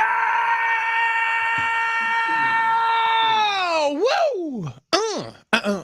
Happy Tuesday to those who celebrate. Big Rich, TD, and Fletch with you. This hour, we're going to be giving away Guns N' Roses tickets and San Diego State Aztecs tickets. We have a pair of tickets to each of those two fun events coming up very shortly here in San Diego. We're going to be hosting the broadcast right here on your home for Aztecs football, San Diego Sports 760. Friday kickoff 7:30. Pregame starts at 5:30 right here. So looking forward to that. Aztecs open up against Boise State in terms of their conference schedule. We had a Monday Night Football doubleheader last night. We've got 4 corners coming up on this show.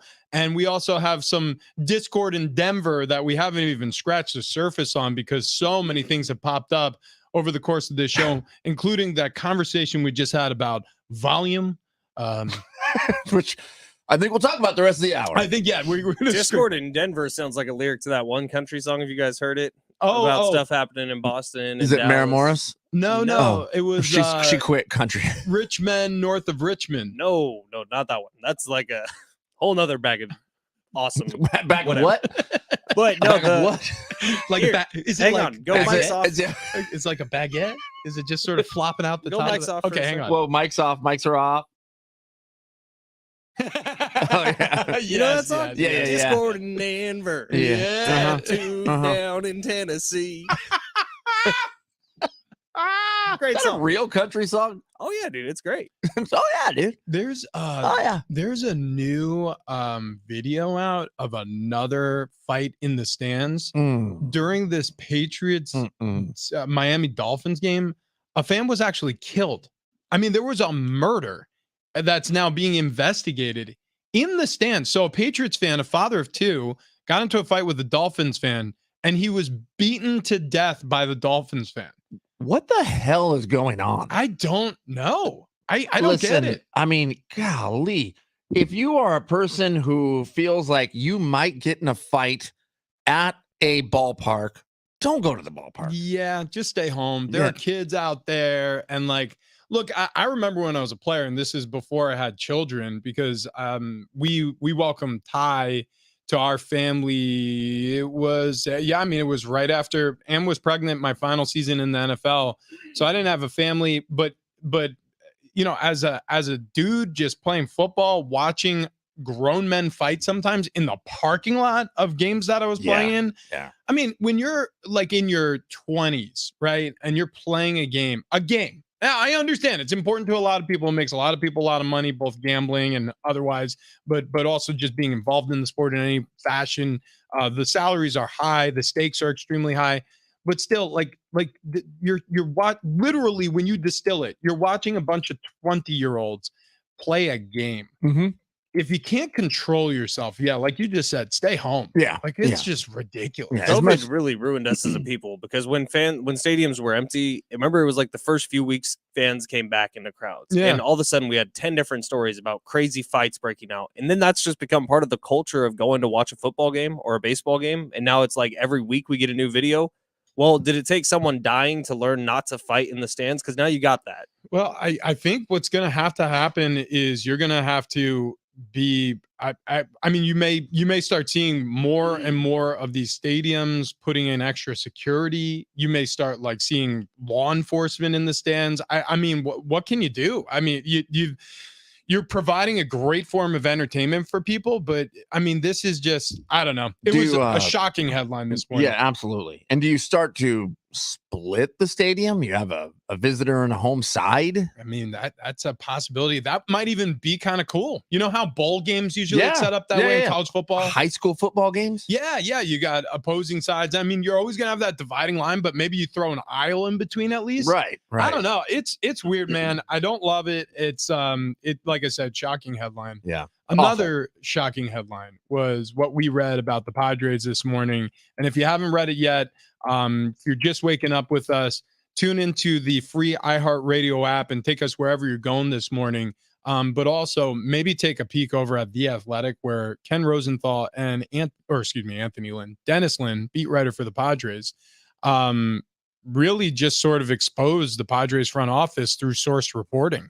There's over 24 people who spoke on the record, but protected by anonymity.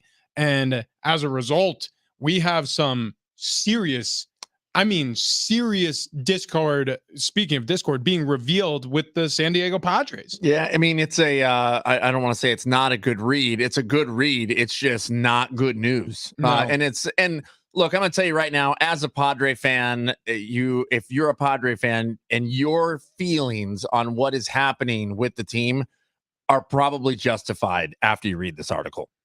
Yeah. The headline to the article is "The Padres' disastrous season reveals shaky foundation and institutional failure." And that one is in quotes because one of the former staffers of the Padres described it as institutional failure. What's happening with this team cannot be fixed. That's essentially what that quote means. Yeah. You're talking about when an institution fails, it means that you have to scrape the plate clean. Yep. You have to rinse it off, scrub it really well so there's nothing left from the last idea, and you've got to start over. Again, that's sanitize and start over. I mean, that's one person's opinion, but Travis, I mean, that's as damning as it gets. Oh, without a doubt, Rich. I mean, this is hitting the reset button and almost starting over. I mean, you have to wipe the slate clean at some point. But again, I mean, in the article, it's described as a toxic environment. And to me, you're going to have to start cutting some stuff out here. You're going to have to figure out what is causing the toxic environment. I mean, we all have a hunch.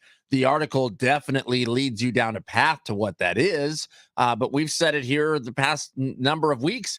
There's a common denominator here on a failed record, and the common denominator is in the front office. The institutional failure quote came from a Padres player. It says one player called the season institutional failure. The fact that somebody described it as the most toxic in terms of the work environment, that's a former staffer. So these are people who are A, currently working with the Padres, or B, used to work with the Padres, who are describing it in these, I mean, hellacious terms, and in as it stands with having any sort of success. I mean, where do you go from here? Can I tell you if guys this is true? Can I tell you guys the positive to come out of this? Yeah. Padres can reset without resetting the team, because we all know that there is a lot of talent on this team. In fact, this team should have, could have, would have won 104 games this year. Like, that would not have been out of reach. A lot of people think that next year, if they just retool with this same group, they will have much better success than they had this year. You can reset this and do that cleanup switch, Rich, you were talking about, without touching the players. Okay. I think you need a new GM, and this article makes that very clear. Here's the tricky part. Okay. So if you all of a sudden make wholesale changes in the front office, you fire your general manager and your president of baseball operations, you're sent. It's a message is sent. Like, we're doing something very wrong here.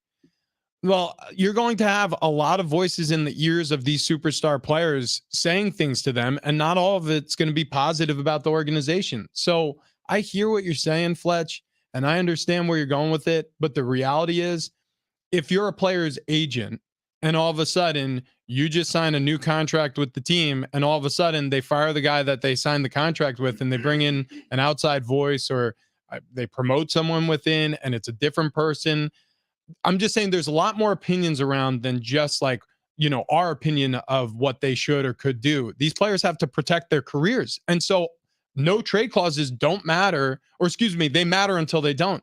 All you have to do is have a player go, I want out. I don't like what's going on around here. We haven't won a lot of baseball since I signed my contract. This was an absolute disaster of a season. I don't trust the new direction of this organization. Trade me. And then all of a sudden, that's the first domino to fall. Many that are going to consequently fall afterwards. Well, when you think about your own career, your own status, wherever you're at in your job, Rich or Fletch. I mean, think about when you work somewhere and maybe a manager was replaced. And then that new manager comes in. You don't know anything about that manager other than what you've heard of the past story is, but you haven't worked with that manager. And you start to think, well, wait a minute here. I don't know if I like some of the changes they're talking about. I don't know if I like the feeling, the vibe of this particular person. This is not what I initially signed up for when I took the job. And that could just be enough hesitation for a player to want out. Now, typically, if the player were to stick it out and start to live through it, they might see that, oh, this is actually better for me. But I think that initial gut reaction of I don't like this, I don't like change, could cause some problems. So the difference between Major League Baseball hiring a general manager and, say, us getting a new manager, or someone working at a restaurant getting a new manager, is we generally know quite a bit about the general managers that are coming in, and players do too. And they all have relationships with the agents at the very least. So, Trav, while you're 100% right, new management coming in could shake things up. Maybe this new management needs a shakeup, and the players might want that, because it doesn't seem like anyone's happy with AJ Preller from the article that Dennis Lynn wrote this morning, which interviews current players, past players, and past employees. No, yeah, you're right. Look, the reality is, though, Fletch, it's blue skying it. I mean, it really is. And I'm not trying to say that you're wrong, because we don't know what the future will hold. But it is taking what's a disaster and then saying like, okay, quick fix. We'll just trade out this one part and we'll get you back on the road. It was just a bad radiator. Well, we know from experience, when you switch out a car radiator, sometimes even though you have a lot of fun switching out that radiator, you have some tacos while you're with your buddies in a parking lot somewhere. However, I got a new Tacoma out of it. But my point is, it's a completely new car. It's a completely new car. Right. So this is my point. Trading out one part doesn't always fix the whole of the problem. And so, I mean, if you're Manny Machado, for example, okay, so he signed when it was Andy Green. He's had Jace Tingler, now Bob Melvin. Say they fire the manager, he's on to his fourth manager. Okay, he's had one general manager. Say they fire that guy, and they're on to their second general manager. I mean, if I'm Manny Machado, and also, by the way, from the report that Kevin Acee just put out last Friday, a little bit of a me guy, which I'm not going to blame him. Everybody's got to protect their career, but not necessarily like the best leader. All of a sudden, are you saying, yeah, got to stick it out with the Padres for the rest of my career? Don't you almost take Manny out of the conversation completely, though? Because it seems like he and Peter have their own thing on the side. It's possible, but I'm just saying, yes, he likes Peter, but does he like him enough to hitch his wagon to the Padres for the rest of his career, especially if there's going to be wholesale organizational changes coming? And also, by the way, what happens if the next general manager says, hey, yeah, love everything here except Manny? And that contract. And that contract. I'm just saying, like, it's blue skying it to say if they switch out the general manager, they're going to be able to keep this core four in place, and they're going to hire somebody who's going to hire the right manager, who's going to get everything under control, and then they're going to develop players through the draft, and then they're going to win 3 World Series. It's so let's live in Rich's world, which everything is lightning and thunder, and it's going to suck. Dude, this is how it works. It's how it works. It's like saying, listen, I'm going to go 60 miles per hour with my seatbelt off into this wall. And while 98% of people die, guessing this time it's gonna go pretty well for me. Like it's just how I'm not. Look, Ben, I'm not saying you're wrong because we don't know. Maybe there's a way, but the odds on, I mean, and this is a steep percentage chance when you make a big organizational switch, like switching out your president of baseball operations after a decade and your general manager after a decade, and you say, okay, now everything will be fine. Rough for a little while. Can we ask the question right now, Rich, that you always like to ask when you see news come out, when you see articles come out? Why is this coming out right now? Why? The expose on AJ Preller, the front office, all the interviews with former players, former staffers, no one having a whole lot of nice to say about AJ Preller. Because it was a disaster of a season. Yeah, okay, but where we're at now with the season. Moving forward, why is this article coming out 11 games before the end of the season? Like, is this a piece that's getting everybody ready for maybe AJ Preller to be gone? This piece could have been written last year if the Padres missed the postseason.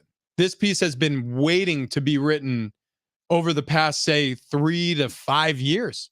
I mean, AJ Preller's new vision, starting with the signing of Manny Machado and then Hosmer and the Will Myers contract before that, and then obviously Fernando Tatis Jr. and Xander Bogaerts and Cronenworth most recently, and piling all these pieces together, netted them an NLCS bid that was snuffed by a red-hot Phillies team. If they missed the postseason, though, last year with all that talent, and it came crumbling to a halt at the end of the season like it was looking like at times it was, this article would have been written last year because AJ Preller has not made many friends around that building over the course of his tenure there. It's just the reality of AJ Preller. We've heard, the rumblings of this for years. It's just you got to wait until there's failure to actually be able to say, and now look, here's proof of the failure institutionally. That's the why. Yeah, you nailed it.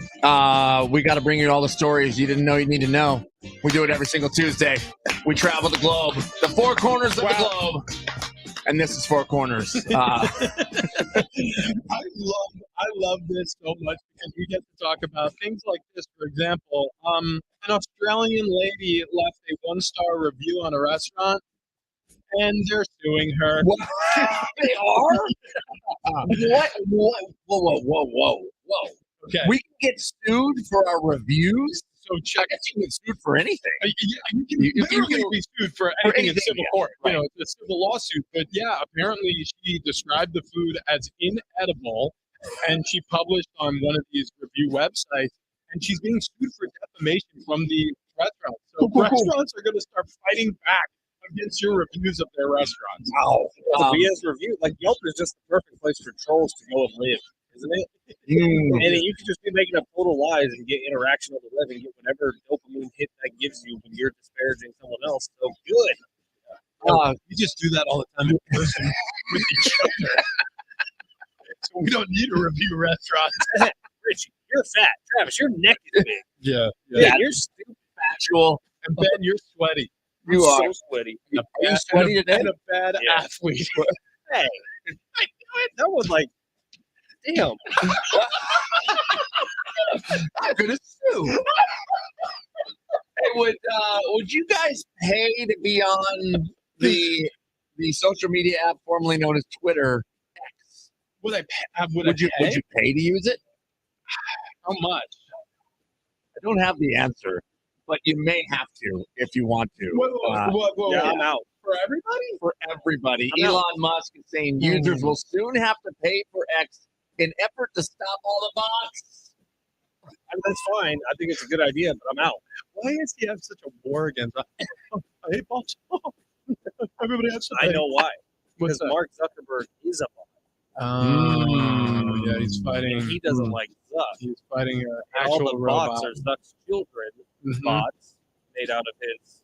Never mind. It will make it more accurate representation of reality because there are like bot swarms that will Right. like artificial intelligence is getting to the point where it's hard to distinguish reality from, at least through text, reality from the artificial intelligence. So yeah, maybe he's got a point, but I don't know how many people are going to buy Twitter or X. Yeah, I don't know either. He said it would be a lower tier pricing than their premium subscribers, which pay about $8 each. Now, when he unveiled that premium pricing, he first came out and said, I think $20 a month, and everybody lost their minds. And he's like, I have $8. $7, $8 is that fine? How about this headline? You guys ready for just a fever dream of words?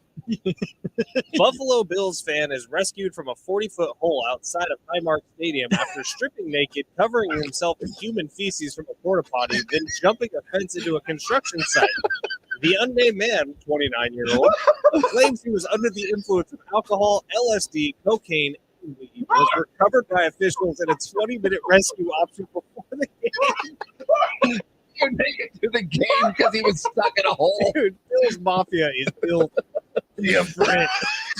Okay, he was stuck in a hole both figuratively and physically. Yeah. Imagine being on alcohol, cocaine, LSD, and what else? Meth? Marijuana. Marijuana. Yeah. I think he said he was drunk. He was under the influence of alcohol, and then cops found LSD, cocaine, and marijuana along with this alcohol. Check this out. Whoops. Have you ever seen the Who perform the band with Pete Townsend on lead guitar? Yeah. How we used to do that windmill thing? Oh, yeah. Strumming. Oh Yeah. yeah. Oh, I was, whoa. I just took my You're headphones going out. to break the other Okay, side. so check this out. Apparently, if you go in that big arm windmill with Okay. with a ketchup bottle. Oh. So you know how those last squeezes get really annoying? Through centrifugal force, that's how you get the last of the ketchup down to the cap. Works with peanut butter Okay. too. Okay. It works with peanut butter also? Wait, Because what? you know that last scoop of peanut butter, you put your hand in, your hand gets all Yeah, messy. yeah. Well, you do that thing. I saw that on TikTok last year. It gets everything to the bottom. So this or the top. this lady Carolyn Rieger on TikTok has like almost 100,000 views on her just swinging ketchup around her head. And That's all it takes? For years now, I've been like throwing away probably about a quarter cup of ketchup because it's just, it's stuck to the side of the bottle. Wow. It's a life changer. Wow, that is a game changer. Okay. It was like when Heinz was like, what we should do is just put the cap on the bottom. It makes it a lot easier to get out. Damn geniuses. Are you Real Housewives of Orange County fan? Always been. Yeah, Shannon Bedour. RHOC. That's right. Shannon Bedour arrested for a DUI and hit and run after she ran into somebody's house in Newport Beach while drunk and then decided, let's drive home. That was just in Newport Beach. I mean, legitimately just there on Sunday. I could have been ran off the road by her. Ready for this one? Yeah. The entire time I was watching Monday Night Football last night, both games, my beautiful wife Kendall was on the couch watching her phone stories about that. Mm-hmm. While Brock was humping her leg. Yep. The dog. The dog. Not the quarterback. I wish it was. By the way, tell everybody Brock's full name and put pauses between the names. Brock Lee Fletcher. Brock Lee Fletcher. You're a genius. That's all Kendall. Wow. He's the Wow. best. That is great. Mark Wahlberg also said that he is ready for retirement. He won't be active longer. So, ladies, Good. I apologize. Yeah. That is. I think he still has some money left on that Netflix deal he signed, though. Yeah. He's done one of the Sandler ones where he makes a bunch of Netflix bad movies that everybody Good. watches. Good. Gonna have to keep that up. Also, you're gonna have to keep up with football this season with the Underdog Fantasy app. If you haven't downloaded this yet, you need to. This whole show uses it and plays it. I just won a 6 times multiplier on a pickup where I went with Tua and one other Dolphins player, and then Mac Jones. All 3 hit. Put in $5. I made 30. Okay, it's that simple. You just have to go higher or lower on your favorite players' stat categories, and you can win big money. You can pick up to 5 different players in this pick'em feature, and you can win 20 times. Okay, this is completely legal in California, and it is the best. Your first deposit, by the way, is going to be doubled if you sign up today and use promo code XTRA. Again, that's UnderdogFantasy.com or download the Underdog Fantasy app. Promo code XTRA. Your first deposit doubled up to $100. So if you put in 50, it turns into 100. You put in 75, it turns into 150. You put in 20, it turns into 40. You put in 100, they'll give you $200 to play with. So you must be 18 plus and present in the state where Underdog Fantasy operates. Terms apply. Concerned with your play, call 1-800-GAMBLER or visit www.ncpgambling.org. And if you thought the Padres situation was going sideways, how about the Denver Broncos? Sean Payton calls out his QB live in front of the media. We'll play that sound for you coming up next.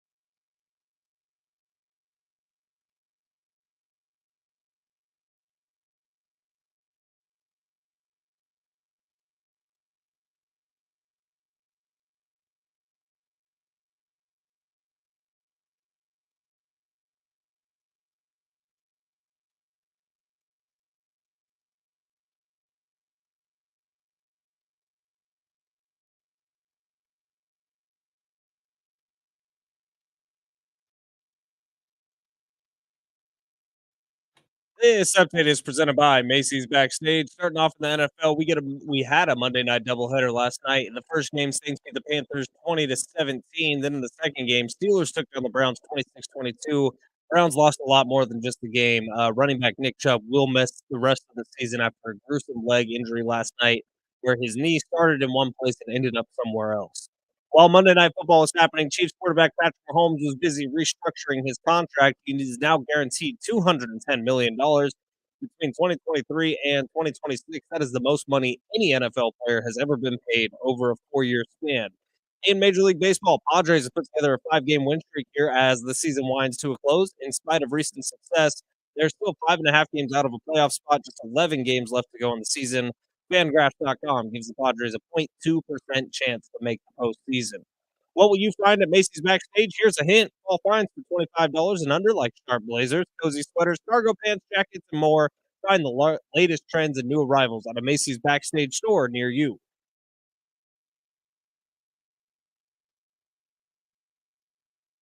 Big Rich, GD and Fletch, San Diego Sports 760, rolling through a Tuesday, and we still have a couple giveaways here. A pair of tickets to Aztecs versus Boise State's happening this Friday night at Snapdragon Stadium. Tickets and info at goaztecs.com, or just keep listening for your chance to win those. We also have a pair of tickets for you to go see Guns N' Roses at Snapdragon Stadium. That's happening October 1st.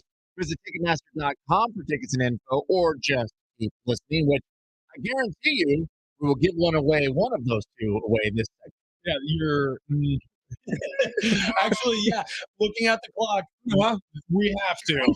That's correct. We have 2 segments left. We have 2 pairs of tickets left. So you're going to be getting a pair of tickets over the next half hour if you just keep listening. You have 2 opportunities to win those tickets. All right, listen, do me a favor. Next time you're around your smart speaker, ask it to listen to San Diego Sports 760 and take in Big Rich, TD, and Fletch as you're doing the dishes or getting the kids ready for school. It's a pretty cool way to listen. I do it with the Amazon Alexa device we have at the house. Just say it doesn't matter which smart speaker you have. You can have Google, you can have Alexa, you can have Apple. Sonos. Yeah. Sonos. Okay.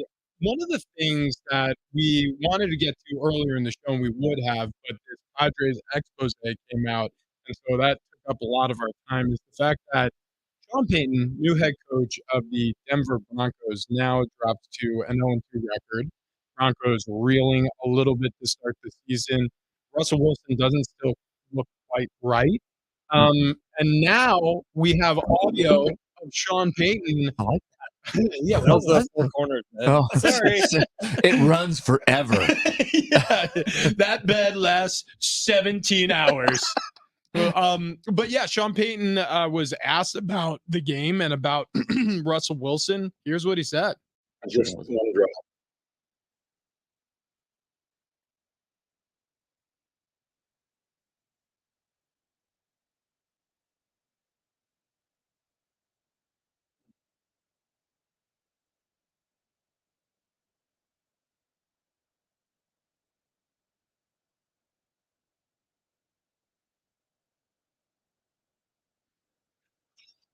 So Colin Cowherd, I don't know if you guys listened to his show yesterday. He spent the first 15 minutes talking about Russ and Sean Payton and the drama that's happening, whether it's real, whether it's not. It's obviously real.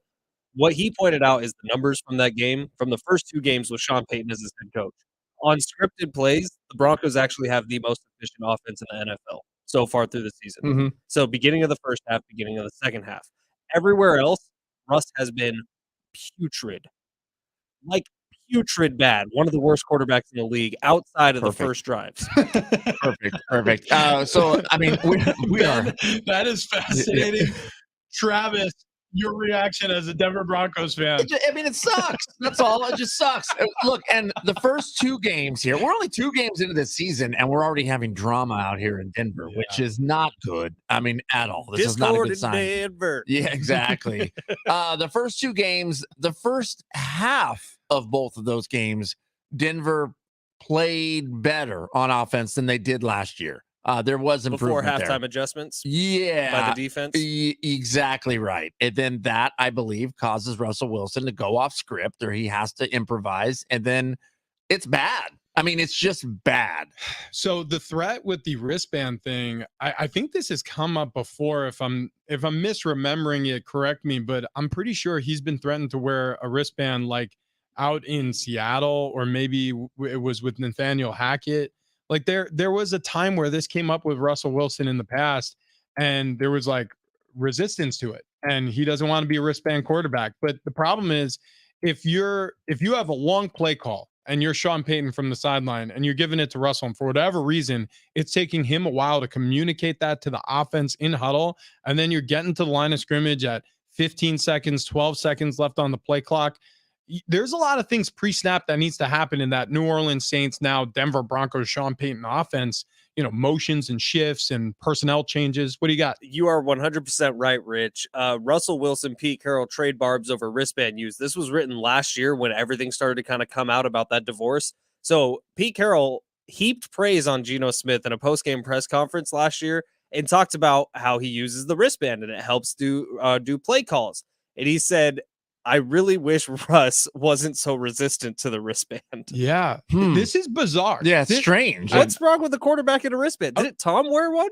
Yes. Yeah. Dude, a lot of quarterbacks wear a wristband. And here's the reason why. Because when you have a play sheet that is a mile long, and I do mean, like, you can have, I'm not kidding when I say this, 400 plus plays available to call offensively. You look at guys, they'll switch cards. Okay. Like there's multiple cards in one wristband. So I'll describe what a wristband looks like for people who are kind of uninitiated or uneducated. It literally, it's about think about an index card, because that's exactly what you would put in a wristband. It's like a 4x6 index card. Mm-hmm. Okay. So you have one of those that is now strapped to your wrist with an athletic band, like the same thing you would see if it was like a sweatband. In a clear plastic sleeve. In a clear plastic sleeve. And then usually it has a Velcro so you can turn the page on it. So you have one laminated, double-sided 4x6 index card with about 100 plays per side. You flip that open, and then there's another one underneath. So you can fit something to like 300 plus plays and play calls on this wristband, and all the offensive coordinator or whoever is calling in the plays has to say to you is play 14, play 10G. 23. Yeah, play 10. Actually, and you can also have subsects. So you could say play 117A. And then you'll have, that means, we're running it into the boundary instead of into the field side. We're running it out of trips formation instead of twins. It's weird that Russ doesn't want to use it. It has to be some sort of feeling like he's not efficient enough. I mean, that's got to be it, right? It's a ego thing, I think. Yeah, it's like an ego thing. And now okay. I'm going to give Russ. This is not good. This is not good for Denver fans. That is your quarterback, Travis. You love him. You wrap your arms around him. I don't think I ever did. You want him to kiss babies? I'm more like a Utah mom. I just want to jump on him and wrap my legs around him. Real tight, my son. Good game, Russell. Yeah. It's like a koala hugging a tree. I don't. Okay, I'm going to give Russell Wilson an excuse here. And this is something that not a lot of people are giving him a ton of grace right now. I will. He's had 3 different offensive coordinators in 3 years. He went from Seattle to Nathaniel Hackett in Denver, now Sean Payton in Denver. That's a lot to download for anybody. I know he was an exceptional quarterback, potentially a Hall of Famer in Seattle. That's all dissipating here during his tenure in Denver, because it appears to me that he's really struggling to learn these systems. It brings me to my favorite question. Can you play yourself out of being a Hall of Famer? Because if you took Russ's career in Seattle by itself, I think you would say Hall of Fame quarterback. Like if he retired. If he retired in Seattle. But now we have this Denver mess, and we have the quotes that have come out from a super well-respected coach in Sean Payton, who's talking about his attitude and his ego and the stop kissing babies. You're not a politician. You're a quarterback. Like, I think that you can play yourself out of being a Hall of Famer. We saw it with Antonio Brown. Now, a lot of that was kind of off the field stuff. But if Antonio Brown would have retired after his Steelers tenure, he would have been a Hall of Famer. Mm-hmm. He was the best wide receiver in the league for 4 seasons in a row. Meanwhile, Sean Payton has been planting the seeds since he got there.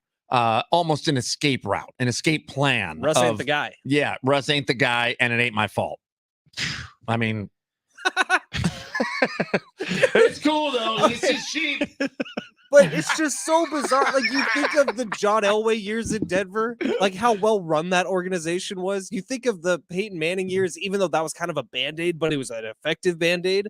And now you think about what this organization is now. Well, think about Elway. The only thing that he got right, well, don't get me wrong, they built a strong defense. I was talking Elway as a player. Yeah, Those years, sorry. it was such a well-run organization. Elway as a GM, he had to do some Band-Aids. Well, the Band-Aid that worked was Peyton Manning. Yeah. I mean, and that was a huge risk. That guy was coming off of neck reconstruction. I mean, he couldn't throw for People a while. forget that how offseason. insane that Super Bowl season was. Oh, it was when which one? The one where they lost to Seattle? Maybe the one where he literally didn't play until the postseason. The win was the win was crazy because remember he started the season, then Brock Osweiler took over. No, I remember. And then then Brock Osweiler was like, "I'm so good, you need to pay me to be here," and the Texans were like, "Okay." Turns out he wasn't that great. Right. Yeah. That did happen, and almost. Did they win exactly 2 with that Peyton way. or just 1? No, they went to 2 with Peyton. They went to 2. They won the 1. They lost to the Seattle Seahawks in one. Right. Of them. Yeah. But the one they won was the one where Peyton didn't play until like the postseason, and that was the win against the Carolina Panthers.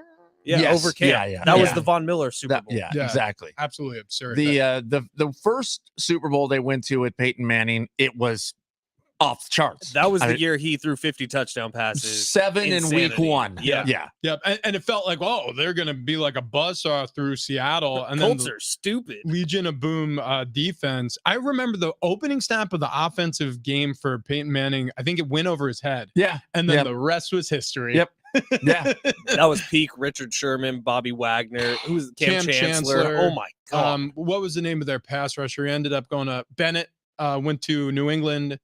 He was insanely good. Yeah, they had a squad. Oh, Meebane in the middle of that defense. Yeah, Brandon, that big mofo. Yeah, and Russell Wilson on head of the offense. Really good. Oh, he's insane. Right. Yeah, he was there too. And remember, he used to have this like the whole let Russ cook thing started with the fourth quarter Russell Wilson, like where he was really good in fourth quarters of fighting back into games with Doug Baldwin or Tyler Lockett or whatever weapons he had at the time. And now it's like fourth quarter Russ is kind of a disaster. Yeah. Oh, it's awful. Yeah. It's awful. Like it's more like let Russ book. Like give him a book, let him read, and then put in Drew Lock. Who's your back? No, he's not there anymore. No, I know. I'm teasing. I'm just saying anybody. Like who is? I think it's is it no? Who the heck is their backup quarterback? Man, it's a name you know. Is it Stidham? No, it might be Jarrett Stidham. Is it Stidham? It might be Jarrett Stidham. I'm pretty sure it is. Stidham. Yeah, there you go. Wait. Okay. Oh yeah, it's Stidham. Okay, all right. Well, I'm glad we solved that. What the hell, Broncos? Figure it out. Broncos need to figure it out, and in a hurry. And is Javonte Williams hurt again? Yeah. Good news for Broncos fans. Things are looking up. It's really good. I like it a lot. All right. Let's end the show on a super high note. Institutional failure is the way one player described the Padres in a recent article by The Athletic. If you haven't read it, get caught up on it. It's a crazy expose on San Diego's culture, and we'll get to that coming up next.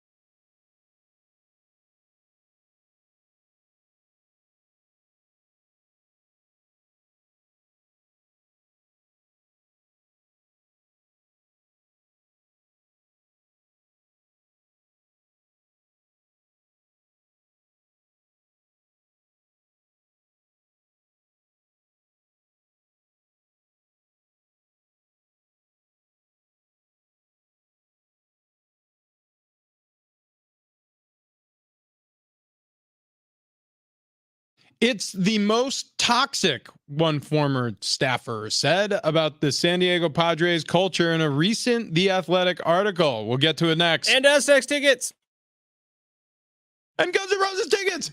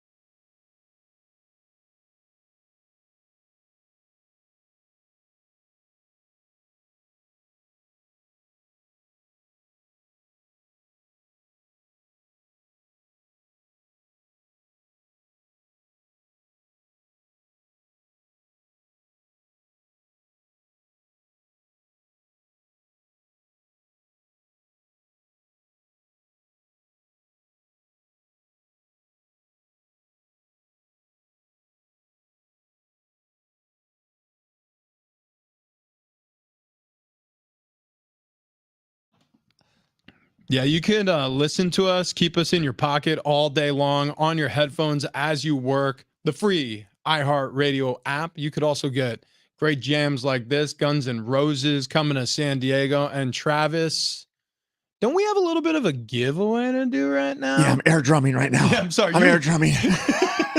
I know you touched my drumstick. Yeah, we do. We have a pair of tickets to go see Guns N' Roses at Snapdragon Stadium on October 1st. You can visit Ticketmaster.com if you want to buy tickets or be caller number 7 right now, 844-570-1360, and we're going to send you to see Guns N' Roses. Yeah, Big Rich, TD, and Fletch with you this morning, and we also have a pair of Aztecs tickets to give away. Snapdragon Stadium this Friday night, kickoff at 7:30 p.m. Pregame coverage starts right here on San Diego Sports 760. Is it true that this dude like yacked during a live performance of this? Axl Rose? Axl Rose? Yeah. I mean, probably. Yes. Yeah. And like I they mean- left it in or something. It's like one of the live performances, you can hear the. I I hope mean, so. I wouldn't bet against that. Yeah. I would say there's a higher probability chance of that being the case than not being the case. Yeah. I mean, heroin, it's a Yeah. funny thing. Caller number 5 at 8:55 is going to win that pair of Aztecs tickets to give our iHeartRadio app listeners an opportunity to win. We do this often. So again, if you like listening on the radio, we're with you. We listen on the radio too. But if you switch over to the app, you're going to have plenty of opportunities to hop on the line, win tickets. We'll give you timestamps just like right now. Aztecs tickets, 8:55. Caller number 5 is going to win that against the conference opener against the Boise State Broncos on Friday night right here in San Diego. Okay. Special Friday night game. No kidding. Yeah. Yeah. I actually kind of dig midweek games sometimes. I know it expedites the whole situation for the team getting ready for the game and all that stuff, but I don't know. It feels like you're one of the only games played Special. sets you apart. Yeah. Yeah. It's kind of neat. The article about the San Diego Padres is a rough read if you're a Padres fan. It's a lot of things that you thought might be going on, Travis, but when you see it in writing on paper from sourced it's a source report from trusted sources from Ken Rosenthal and Dennis Lin. It becomes more real, I guess. Yeah, it does. It does. And it is a little depressing. It's a little bit of, I think it's time for AJ Preller to go. It's a little bit of vindication too. It is that as well. We've been saying it all year, like waiting for someone to confirm it. Like this is what's been seeming to go on. And that's the best we can do from an outside perspective. But now it's like, no, this is what's going on. Mm-hmm. Then that's the deal. And I think what you're saying is like what a lot of people feel today is vindication. It's like, if you're a fan, it doesn't make you feel better. No. Yeah. By the way, vindication, like that's not always a good thing. Like sometimes like your vindication, it's something that happens after spending jail time. Well, and here's another good example. It's not always like a fun, fuzzy feeling. And this is actually up on our TikTok right now. But yesterday, you talking about Brock Purdy and finally giving him the respect he deserves because he's a freaking superstar. Like that vindicated me. Like I felt vindicated. Roads lead to Brock. No, but then today I also feel vindicated about what Dennis Lin and Ken Rosenthal wrote about the Padres, but in a much worse way. Yeah, I hoped this wasn't going on in the front office of the Padres. I hoped that this wasn't true, that there was this massive culture problem, but there is. It's a little bit of you're feeling sick, maybe something's just not right inside. You go see your doctor because you have a hunch. There's something going on there, and they say, "Yeah, man, it's cancer." And you go, "God, I knew it. That's dark." Well, but I mean, it's kind of, okay, but here's the deal with cancer. Like there are courses that you could take to help yourself and live a long, fruitful life, and you sometimes the only option is cutting it out. Yeah. I'm just saying, I'm not saying AJ Preller, I'm not comparing him to cancer. Okay. Obviously, one thing is not like the other.